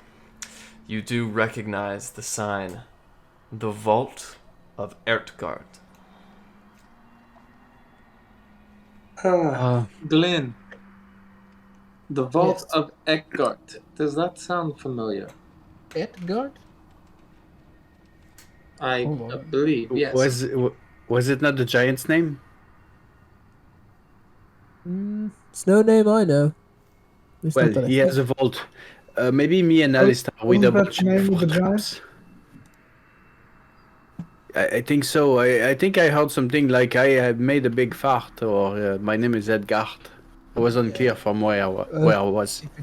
If it's this vault, he might have some, like, cool... Me and Alistair will check for traps as we enter it, because I feel a vault normally has a trap. Yeah, how do we open it in the first place? I'm gonna search the body. Does he have a key or anything on him? He does not, but go ahead and roll me an investigation check.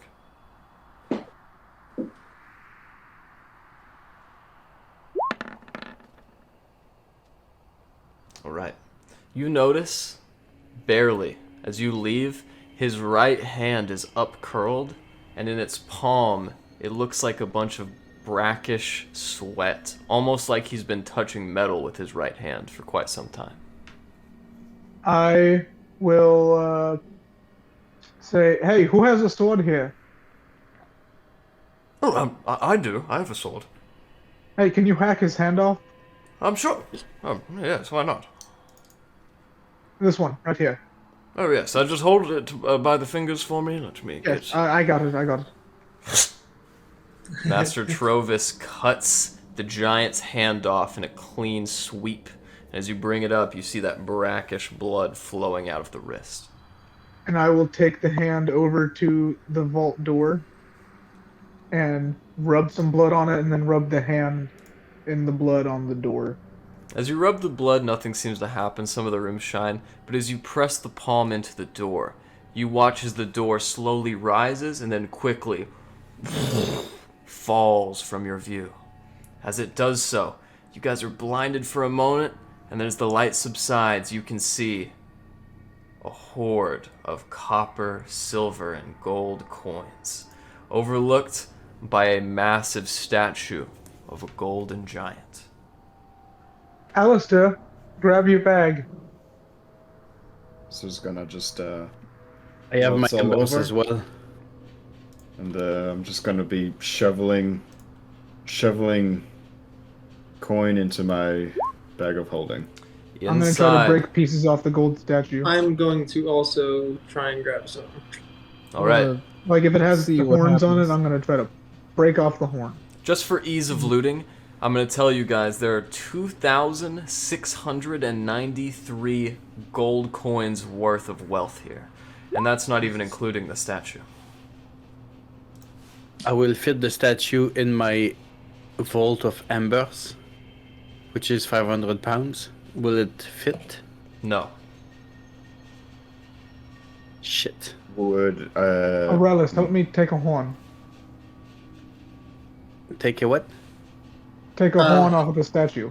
I want the horn on the helmet. I want to rip one off. The Maybe we statue. The head or the bust is going to be perfect, I think. Yeah, help me cut it out. Can we heat the statue and Yeah, melt it could I into use something? heat metal on the statue to weaken it at parts so we could like break it up into pieces? Sure. As the metal is hot and molten, you've been sitting there cooking it for about 10 minutes. You see parts of the ears start to droop, the nose turn down, and the beard kind of curl up at the end, and you feel as though one of the horns is just soft enough to hack. Okay, let's just go with whatever. Yeah, I'm gonna like pull it off and hopefully like half of the helmet comes with it. Just a big hunk of gold. Alright, as you reach up with your hand and try to pluck that horn off, go ahead and roll me a Constitution saving throw. With mage hand. Oh, with Mage Hand. Okay. In that case, Mage Hand pulls and pulls and pulls, but with only 10 pounds of weight, you get what is essentially 50 gold coins worth of horn in the Mage's hand. Well, it was worth it. How much do I get? I did read it, in fact. Well, we can split up gold later, and I'll throw the little bit of horn to... Like, I'll mage hand the little bit of horn over to Alistair's bag of holding and drop it in. If you guys Yeah, wanted to separate it 4 even ways, you guys could each take 673 gold pieces and 3 silver pieces. Why 4 ways? There are 4 of you now. Because there's 4 of us here. I see 5. Oh, my bad. Glenn isn't in the room. 5 and Larry. Do you have access to Larry's sheet?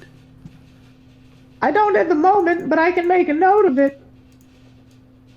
Yeah, well, yes, and maybe, you know, Lishana, she made quite a nice shot. Alright.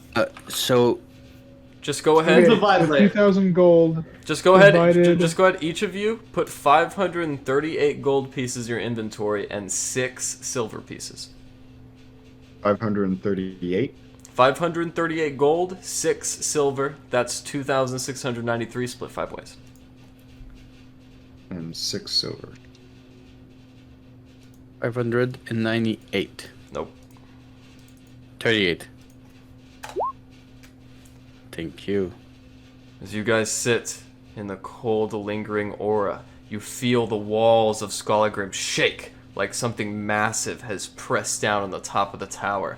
And in Glen, you hear a sound.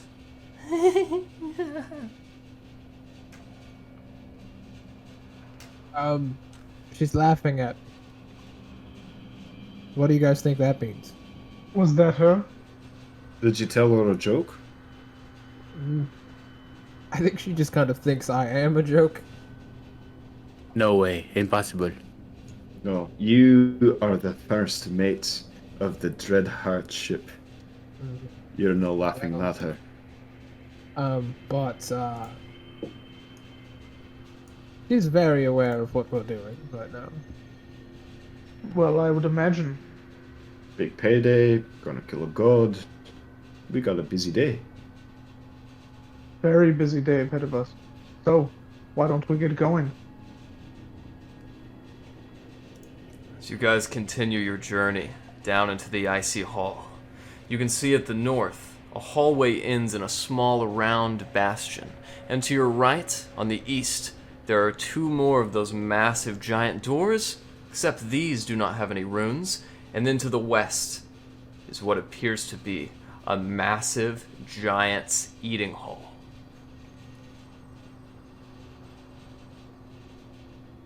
I say we keep moving forward. What is in here? What is this? Erland, as you look down, you see a massive ramp. It's serrated as if stairs or steps should be set, but you just see a massive, icy ramp that leads down into the Skallegrim Tower about 60 feet. And you cannot I see think the we bottom. need to be going up, not down, Erland. Okay. Alrighty. Let's go the other way then. As you It guys looked sit in like there that was space, a staircase in the what's-a-who's it? The dining hall, yes. by the way, those of you who went to the end of the hall to the north heard cracking and crisp movements in the wall. Yeah, fuck that. Erland, let's go. Yeah, fuck. Alright, as you guys ascend now to the 2nd floor, everybody who wants to be there, I assume, Alistair, you'd like to accompany them. Oh, yeah. I will move all of your tokens up the steps. Dun dun dun! As you guys enter now, thank you for that. As you guys enter now up the steps, you guys can see a saber-toothed tiger curled around the icy visage of a bard frozen in life. Dozens of guards frozen throughout this space, and as the saber-toothed tiger lowers her head, white wispy hair sits in the throne. A blue-skinned leg with what looks like a furred breechcloth and furred boots steps out, and an icy staff is planted in the ice. Well, it is so glad to see the murderers have arrived. In front of you, you guys see a tiger tribe female. Icy blue skin, much like Erland's. And Erland, you recognize this to be Bjornhild, Solvik's daughter. I'm sorry, who? Your mother. Yes. Oh, No way. Hey, I know Erlon's last name. I'm about to fucking dust your mom, dude. I was Do just it. thinking, yo, what if that's his mom?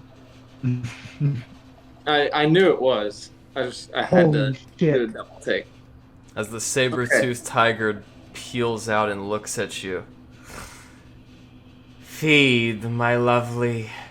And as it lurches out to grab you, Erland, that is where we will leave off. Until next week. Oh shit. Yo, shit. She's got it going on. is this why you've named your Yeti tiger?